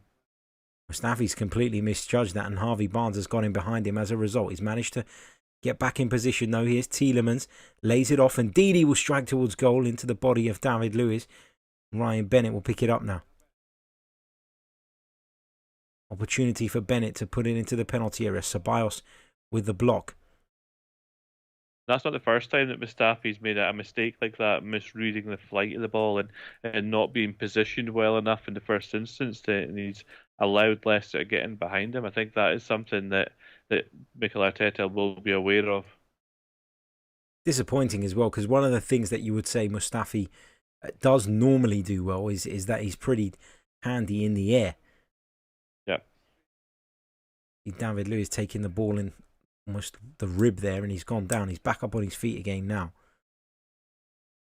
But when he went off at Sheffield United, Arsenal sort of, I'm not going to say fell apart because they went on to win the game, but they did struggle having lost David Luiz in that game. As Barnes heads towards goal. Rosewell, but always going to be a difficult header from that kind of distance. Right on the penalty spot, wasn't it? Yeah. Difficult to generate the power that you need as well as the accuracy from there. Got a question coming in from Andrew. He says, how do you feel about the front three at the moment? Happy to see Lacazette getting some much needed game time. Would you try bringing Pepe or Nketiah? And if so, how? To be honest, I think that the way Mikel Arteta sets this team up, I don't think, I'm not going to say that who the personnel is doesn't matter. Of course it does. They all bring different things to the table. But I think, you know, we're very capable of playing with a number of players in those positions at the moment, which is great to see. Eddie Nketiah has done a wonderful job when he's played recently. Pepe's been effective too. So I wouldn't change it at the moment, but I don't see it being an issue with those guys being asked to play that position. If not at some stage tonight, then later on in the week and perhaps in the upcoming fixtures.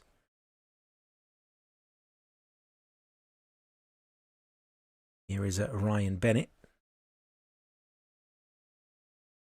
Symeou inside the centre circle.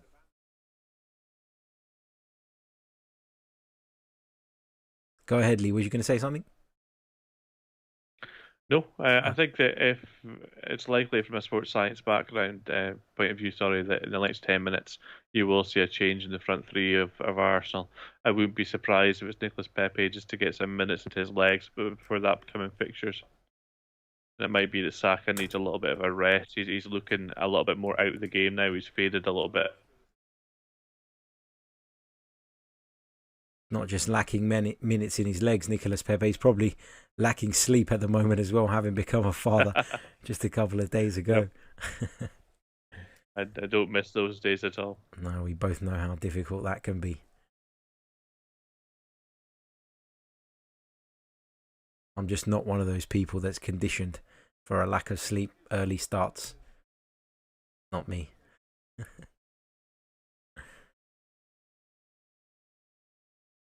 Leicester in possession inside their own penalty area. Kasper Schmeichel and Symeou comes deep to collect it. Arsenal. Yeah. They're just allowing them possession. They're allowing the centre halves of Leicester to have the ball and then try to pounce as the ball hits the halfway line. You'll see a press coming now.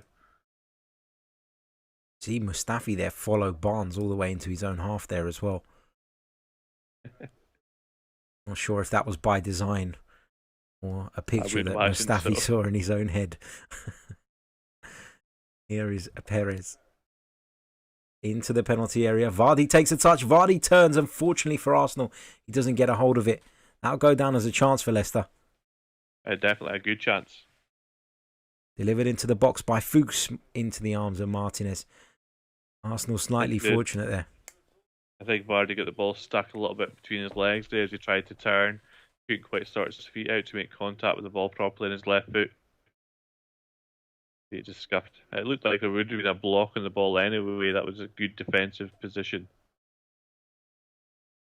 And after that, just heavy touch takes it to Lacazette, who can switch the play out to the right-hand side for Hector Bellerin. Coming in field, Saka making a movement on the outside. He finds him. Lacazette's making a move into the penalty area. Aubameyang's in there too. The delivery comes in. Ryan Bennett gets a foot to it. Xhaka then guides it to Ceballos, gets it back. Lays it out to the left where Pierre-Emerick Aubameyang is situated. Tierney on the overlap, delivers brilliantly into the penalty area. Certainly put the ball in the right place. But Lacazette wasn't able to get on the end of it before the Leicester City defender. Yeah, that was an excellent ball to the penalty area again, and that's what Tierney likes to do. He likes to stretch round the outside, and he hits those low, hard crosses, and he finds those spaces in the 6-yard area. That tends to be where he aims. Arsenal players need to be making that movement. We talked about it in the first half with Lacazette needing to move to the front post a little sharper, and again there, that was a great chance if he was able to make that move and occupy that space. Eddie Nketiah is about to come on for the Gunners, and he's someone who will certainly make those moves.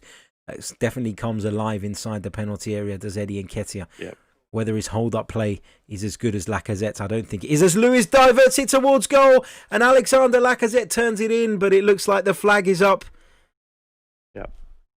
It looked offside at first blush. There was no man in the post for Leicester, and that obviously allows them a little bit more latitude in those areas, but it looks very tight. David Lewis flicked it on, and Lacazette turned it into the goal. Yeah, the line just shows him to be offside. Very, very close. But the goal's been chalked off. It remains Arsenal 1, Leicester City 0. And he'll be aware as well that Nketiah standing at the side of the pitch ready to come on. It's likely to be Lacazette, so that could have been his way of signing off for a goal there. Indeed. Would have been interesting to see if he still was taken off had he had that goal stood. I don't know. Suppose once you get the substitute ready, you're more than likely to just follow it through. We're going to have another drinks break. Rainy night in London. A lot of the time, these substitutions aren't tactical or aren't due to how the players are moving. It's purely based on the science and how many minutes the players played, and it could be that the coaching staff, the medical science staff have told Arteta beforehand that Lacazette's only really able to play a set amount of minutes in this game. So quite often, substitutions are planned out ahead of time. Other times, of course, it is just purely performance or tactical related. As the players take the opportunity to receive some instructions. Actually, Joe Willock is stripped and ready as well. It looks like he's going to come on too for the Gunners. That makes sense. It does. He'll bring a bit more energy into the middle of the park. Be interesting to see if he comes on actually for Saka and plays on that right-hand side. He has been known to do that, Mikel Arteta.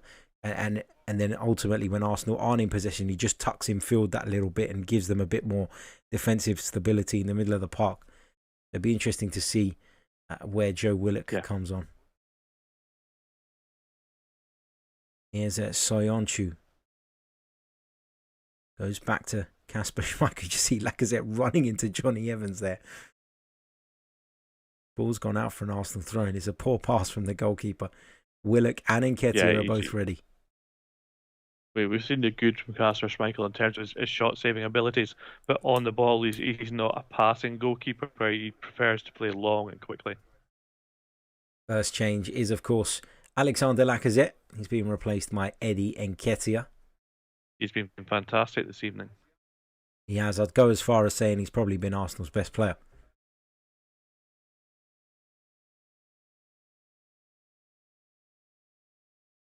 Joe Willock is also coming on for Bukayo Saka, just as we said. Likely to play sort of slightly to the right-hand side when Arsenal have possession, but I'm sure you'll see him drop into the midfield and help Xhaka and Ceballos out when the Gunners are defending. He, of course, provided the assist for Lacazette's goal at Wolves at the weekend. Not afraid to make late runs into the penalty box is Joe Willock. Probably should have added a third, actually, for the Gunners at the weekend. Had his effort cleared off the line in the dying stages. He's always had a reputation as a good goal scorer as he's came through the Arsenal ranks, I think. Yeah, he has indeed. He's very much one of those midfielders that enjoys arriving in the penalty area late. Ceballos just catches Vardy there, but referee waves advantage. Barnes knocks it past Bellerin, and then he's taken out. Taken out might be a too strong a term. Eased out of the way by Hector Bellerin. Not sure Bellerin's capable of taking anyone out. No, it's very true. Tielemans will take this free kick for Leicester City into the 72nd minute. Opportunity for Brendan Rodgers' side to get the ball back in the box. David Lewis barking out instructions. And Ndidi, Evans, Bennett. They're all forward. And Soyuncu for Leicester City. Tielemans puts it into the mix. Out comes Martinez. It was Lewis that got the clearance though. Soyuncu knocks it back towards Jones and Nketiah with a high foot there, trying to just block it and get possession for Arsenal. He certainly wasn't done with any malice, but he's going to pick up a yellow card, and that's the right call. Yeah, definitely. Just a case of this young striker being overeager coming on, I think. We also touched upon the fact you made a good point that he's not really known for his link-up play. He's more of a penalty box striker, if you like. He likes to play between the width of the penalty area, and he will make dangerous movements and dangerous runs if Arsenal progress the ball into those spaces.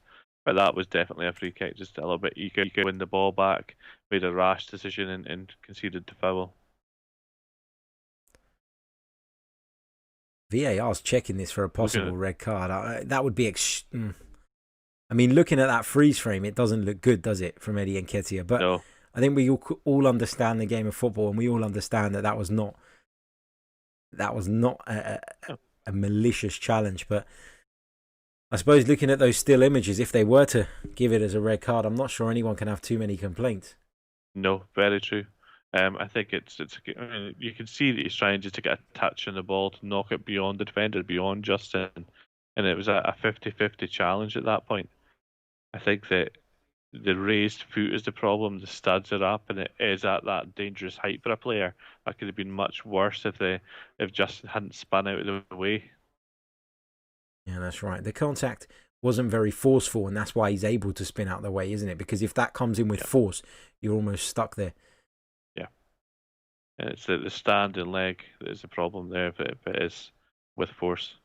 Referee, is he going over to have a look at it? He is. Yeah. We don't often see this in the Premier League. It's one of the things I've been critical of from the officials. I feel that they should do this a lot more often. Yes, definitely.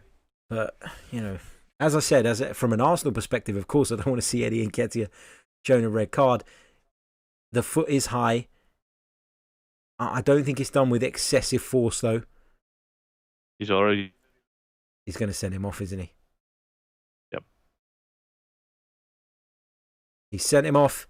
Eddie Nketiah is off. Chris Kavanagh has brandished the red card to the young Arsenal striker, which means he'll now be out of the North London derby on Sunday, making Mikel Arteta's selection an easy one. It's one of those, though, by the rule book, you can't really have any complaints, but you know that it wasn't done with any malice. You know it wasn't done with any bad intention. And as much as I see the still images and I think I can understand why he's given a red card, and I'd probably want it given against my team, it's frustrating. It's just so frustrating. And it's difficult for a young player as well to come on at this stage who's looking to make an impact. Right, if anything for Arsenal, I think that if you're going to lose a player to a red card, it's better at this point, at this stage in the game, with a one-goal lead to lose your centre striker. You can adapt, you can play Aubameyang more centrally, have Willock tuck in that a little bit more, and that still provides solidity. You've seen Brendan Rodgers make a move on that straight away because he's brought Damari Gray on for Ryan Bennett. Probably feels he can get away with having one less defender now as they look to find a way back into this game. Really, really frustrating decision. But as I've said, and I've got to take my Arsenal hat off and be honest, having looked at the still images and on what part of his leg Eddie Nketiah made contact, there is certainly a case for it being a red card. Yeah, I think so. You're right, it's a difficult one, and it's good to see the referee actually made use of the screen to make his choice using VAR in that situation. And he probably did come to the right choice in the end. Here's Kaglar Soyuncu. Big blow for Nketiah personally, though, if he's going to miss the North London derby. I'm sure he would have been really, really excited about, if he wasn't going to start, at least being involved in a fixture like that. And he's going to miss out. I think we are seeing Aubameyang centrally now, which makes sense that there's still a presence. There's still a reference point for Arsenal in the farthest line, the attacking line. And Willock, as you said, he will naturally drop centrally to occupy that space in the defensive phase anyway.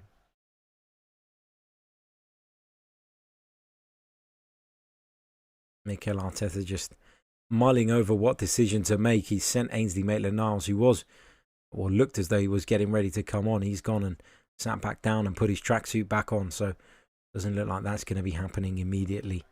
Here is Damari Gray.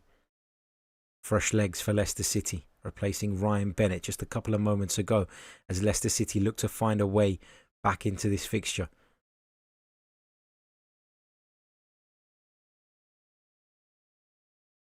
Here is Kaglar Soyuncu into Yuri Tillemans, turns under pressure immediately from Joe Willock. Kieran Tierney with a no-nonsense clearance. That is what you call a no-nonsense clearance, isn't it? It is. Just clearing the lines for his team and giving them a bit of a breather, letting them regroup. But you can see that there's absolutely no pressure now from Arsenal. They're allowing Leicester to have possession. Quite dangerous at this point. They need to be putting a little bit more pressure on the first ball just to prevent Leicester from accessing dangerous areas. Leicester City, along with Manchester City, have scored the most goals in the last 15 minutes of Premier League games this season. As Willock hooks it clear for Arsenal. Just the danger of Arsenal sinking a little bit too deep here. I know they're down to 10 men, but it feels as though Leicester are starting to turn the screw a little bit. Here is James Justin, now Damari Gray. Back to Wilfred Ndidi. Aubameyang working back. Having to account for the fact that Arsenal are a man down. Iosi Perez into Ndidi. Looks to pull it back across the penalty area. Deflected by Ceballos. And then he got back on the end of it to clear it. Aubameyang's underneath this. All cannons back off him. After James Justin's header. Leicester have a throw. It's taken quickly. Here's Tielemans.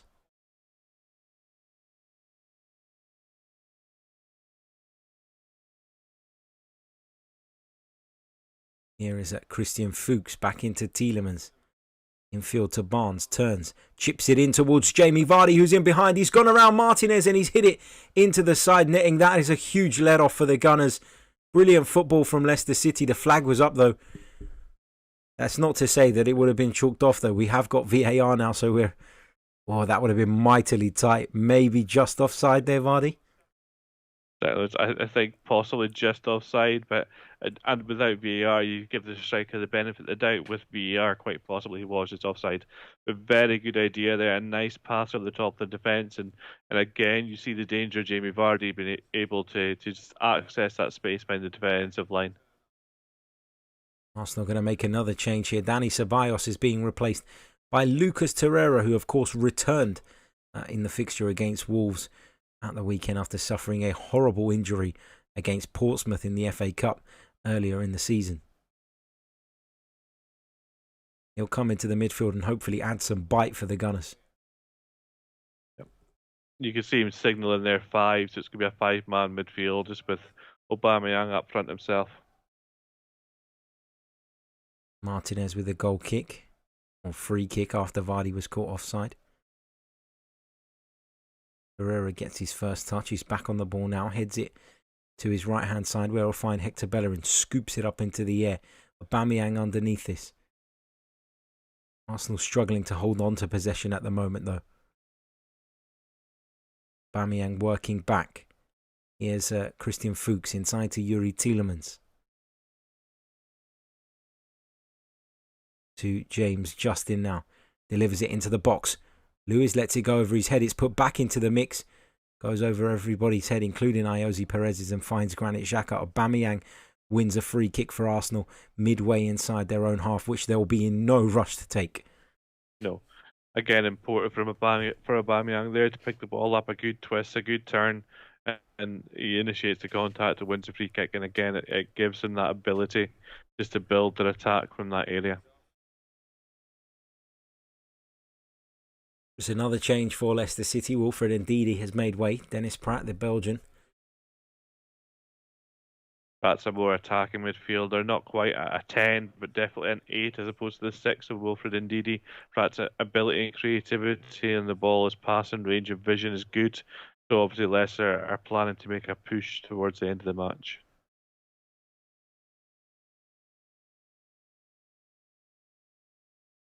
I don't mean this disrespectfully to Leicester City, but having watched Praet play in Serie A for a while, I imagined he'd have got to move to a slightly bigger club, but then he hasn't even sort of been a regular under Brendan Rodgers. He's often been a substitute, which is it just down to the tactics in your opinion? Because he's certainly got the talent.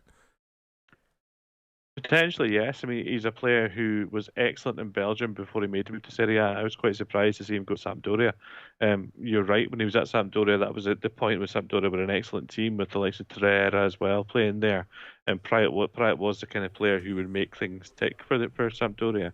When he moved to Leicester City, it made sense, other than the fact that they already had Yuri Tielemans and that they're very similar players, but Tielemans is superior in my opinion. So Pratt was always going to come in with finding first team football and finding minutes difficult to come by. When you consider that normally there'd be a James Maddison in there as well, who will take significant first team minutes. But as an option to come off the bench, he's excellent for Leicester City at this level. Here's Aubameyang underneath it. Willock trying to get him behind the flanks, gone up against the Arsenal captain. Positive noises coming out of the club in the last few days in regards to a potential contract extension for him as well. Mikel Arteta says he's positive about it. And there have been rumours and reports that a deal is very close to being agreed. Fingers crossed that is the case. I think that'll partly be fueled as well by the fact that the market for Aubameyang's perhaps shrinking because of the financial climate at the moment. But certainly, I think that his performances under Arteta, especially, have been really good. He's been working hard for the team, obviously getting the goals, and it looks to be enjoying his football. So there's no reason he wouldn't look to extend his stay at the club. Here's Soyuncu into Johnny Evans. We're into the 84th minute now here. Arsenal camped in front of their own penalty area. Leicester dominating possession at the minute as they look to find the equaliser here. Eddie Nketiah was sent off for the Gunners. They're down to 10 men. So the ball's driven into the penalty area, and there is Jamie Vardy to turn it in for Leicester City on the 84th minute. It's Arsenal 1, Leicester 1. And we talked about it. We talked about the danger of Jamie Vardy in that central space. He delayed the run. He made the correct run towards the ball, and it was just an easy finish in the end. No great mistakes defensively, and perhaps not a lot of solidity. There's a lot of Arsenal players between the ball and Jamie Vardy, but the quality of the pass was the key. Is he offside there, Lee? I don't think so.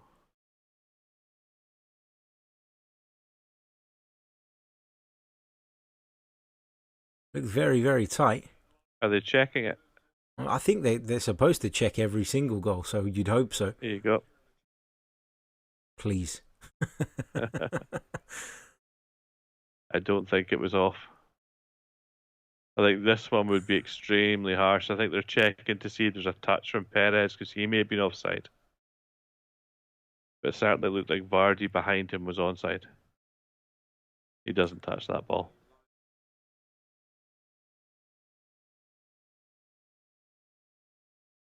Not sure what on earth they're checking here, but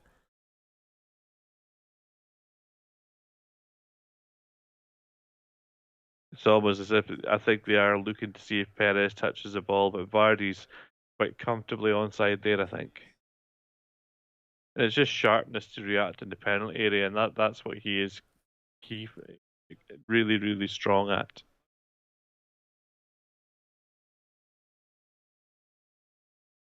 I think they're trying to Even establish. Perez doesn't look offside. No, Perez wasn't offside initially, but I think they're trying to establish if he made a motion towards the ball as the ball comes into the penalty area.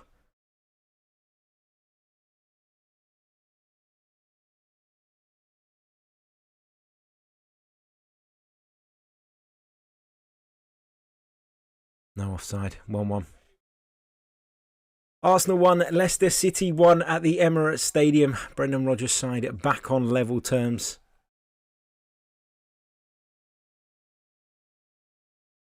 Really disappointing from an Arsenal perspective. But in truth, we haven't been anywhere near as good as we were in that first period. Nowhere near that level. I think at this point now it becomes more difficult for Arsenal then to regroup and to attack because over the last 10 to 15 minutes they had been pulling deeper and deeper and deeper. It's no surprise that Leicester were able to fashion a breakthrough, but on the basis of the first half, you certainly didn't expect to see this coming, and Arsenal will be truly ruining those missed chances in the first half now. We kept speaking about that, didn't we? It was inevitable that at some point Arsenal were going to pay for that. Not quite sure what David Luiz was doing there. He was looking to buy a free kick, but It certainly wasn't a natural movement from him back towards Perez. Not sure what the delay is here again. Back underway.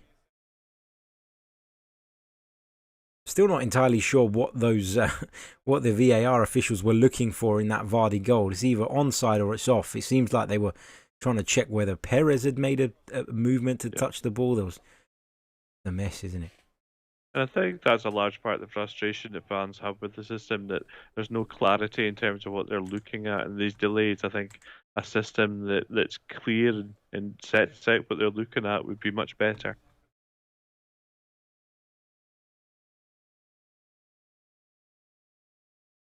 Here come Leicester City again. Ball looking for Iosi Perez. I think it was Jamie Vardy who dropped deep there, and he's been fouled by Mustafi, who picks up a yellow card. Arsenal are suffering here in the 88th minute. Yep. Mustafi just catching Barnes. My apologies, it was Barnes, not Vardy.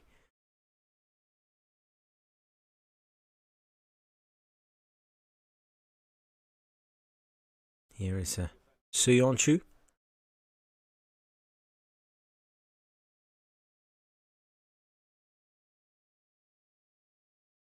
Lovely ball out to the left-hand side. It's cut back. Barnes takes a touch. Looked as though he could have gone down there, maybe. Little coming together with Hector Bellerin.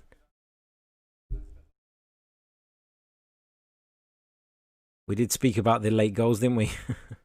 You did, yeah. Wish I never said it now. You made the point. Here's great. Inside to Tielemans. Now Symeou back to Tielemans. Symeou gets it back. Leicester City dominating possession at the moment. Arsenal have their backs against the wall. They'll be desperate to hold on to the point at least now.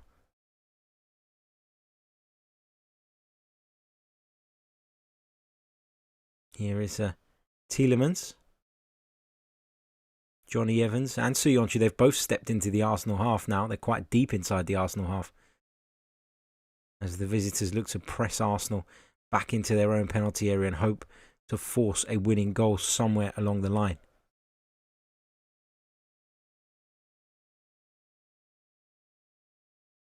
Pratt puts it into the box. Demarai Gray goes down. Not going to get anything for that, surely. No, I think he fell more than anything else. It was a heavy touch and the ball was away from him as he lost his footing. Again, though, well worked at the penalty area, and that was an opportunity. If he'd been able to get a good touch on that ball, he could have taken it around Louise for a shot at goal, very similar to the same kind of movement and touch that we saw from Lacazette in the last match against Wolves. 8 minutes of stoppage time. That is the last thing Mikel Arteta will want to see right now. It certainly is. 8 minutes. 8 minutes for Leicester City to try and find a winner. 8 minutes for Arsenal to try and hold on. Judging by the way the second half's gone, it's not likely that the Gunners are going to go down the other end and nick the 3 points, as much as I'd love to see it. Xhaka plays the ball inside. Iosi Perez. Tired legs in the Arsenal ranks at the moment. You can see it. Here is Gray. Tries to play it in behind Kolasinac, who done well. Xhaka turns well, and Xhaka wins his team a free kick. 2 or 3 times now we've seen Arsenal players look to buy free kicks in those areas, and it's just a sign that they are getting tired. They know there's not a lot of movement ahead of them.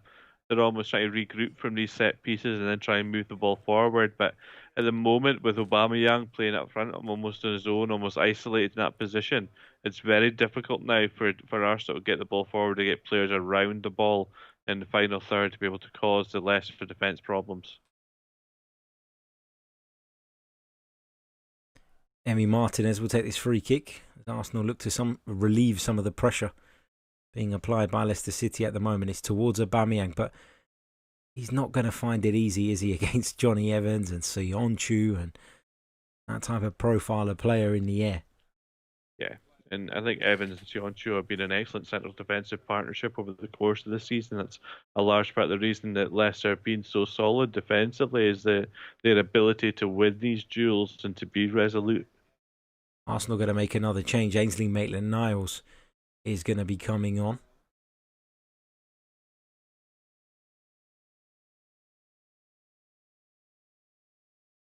Aubameyang's going to make way, which tells you all you need to know about Mikel Arteta's intentions between now and the end of this game.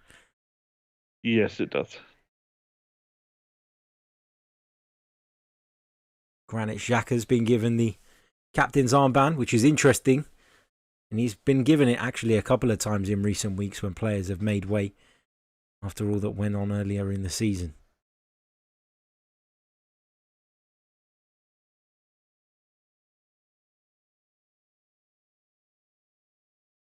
Here is Christian Fuchs.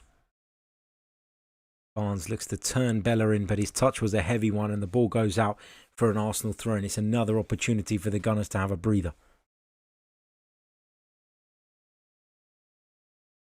Again, they're just looking to dig in now and try to deny Leicester City the spaces that they're looking to attack into.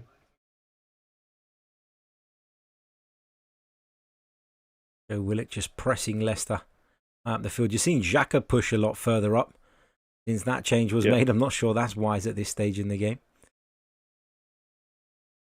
Here he is, flicks it around the corner. Not sure what his intention was there. Not sure he knows what his intention was either. Here's Joe Willock. Now Maitland-Niles into Hector Bellerin. Maitland-Niles just making that movement on the outside of the Spaniard. Plays it into Joe Willock. Maitland-Niles with a fresh pair of legs. And that showed there.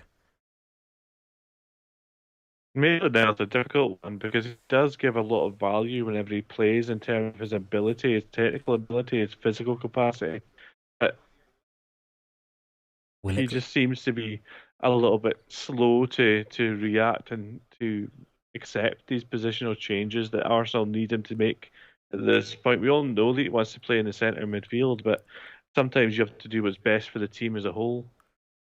He when he came on at Wolves at the weekend, he came on as a left wing back. He replaced Kieran Tierney, and he did really, really well. And I know he only played 20, 30 minutes or so, but for me, he was a contender for man of the match. That's how good he was in dealing with Adama Traore, showing that he's got that ability. The problem is that he has these lapses in concentration, and sometimes he just one of the things he got praised for when he first came into the side under Arsene Wenger was how composed he was for a young lad. But sometimes that composure can quickly turn into a laziness, a sluggishness, and that happens quite often with Maitland-Niles.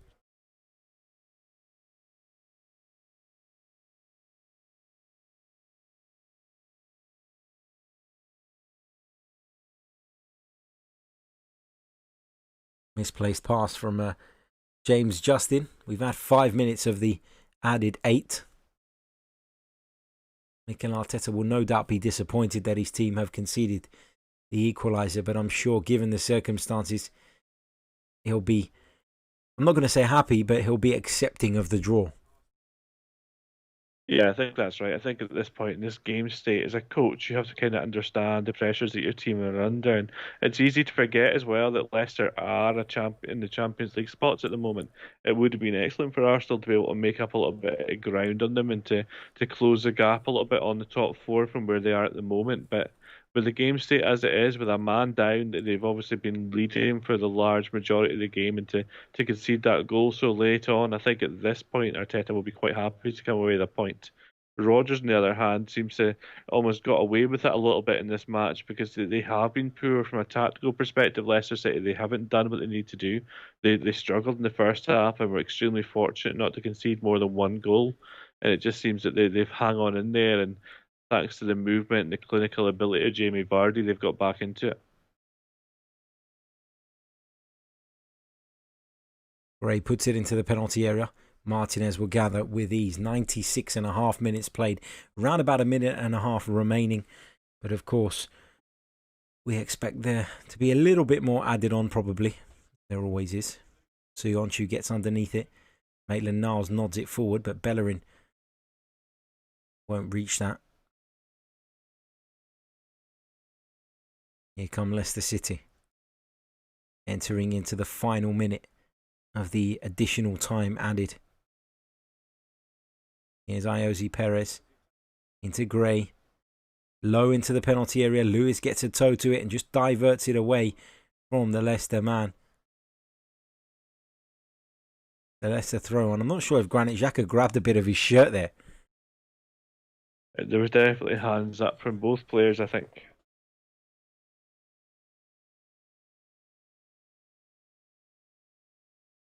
Here is Sionchu. Fuchs will deliver into the penalty area. Good header from Kolasinac. Gray lays it off. It's struck towards goal by Dennis Pryatt. Over the bar. Arsenal can breathe a sigh of relief.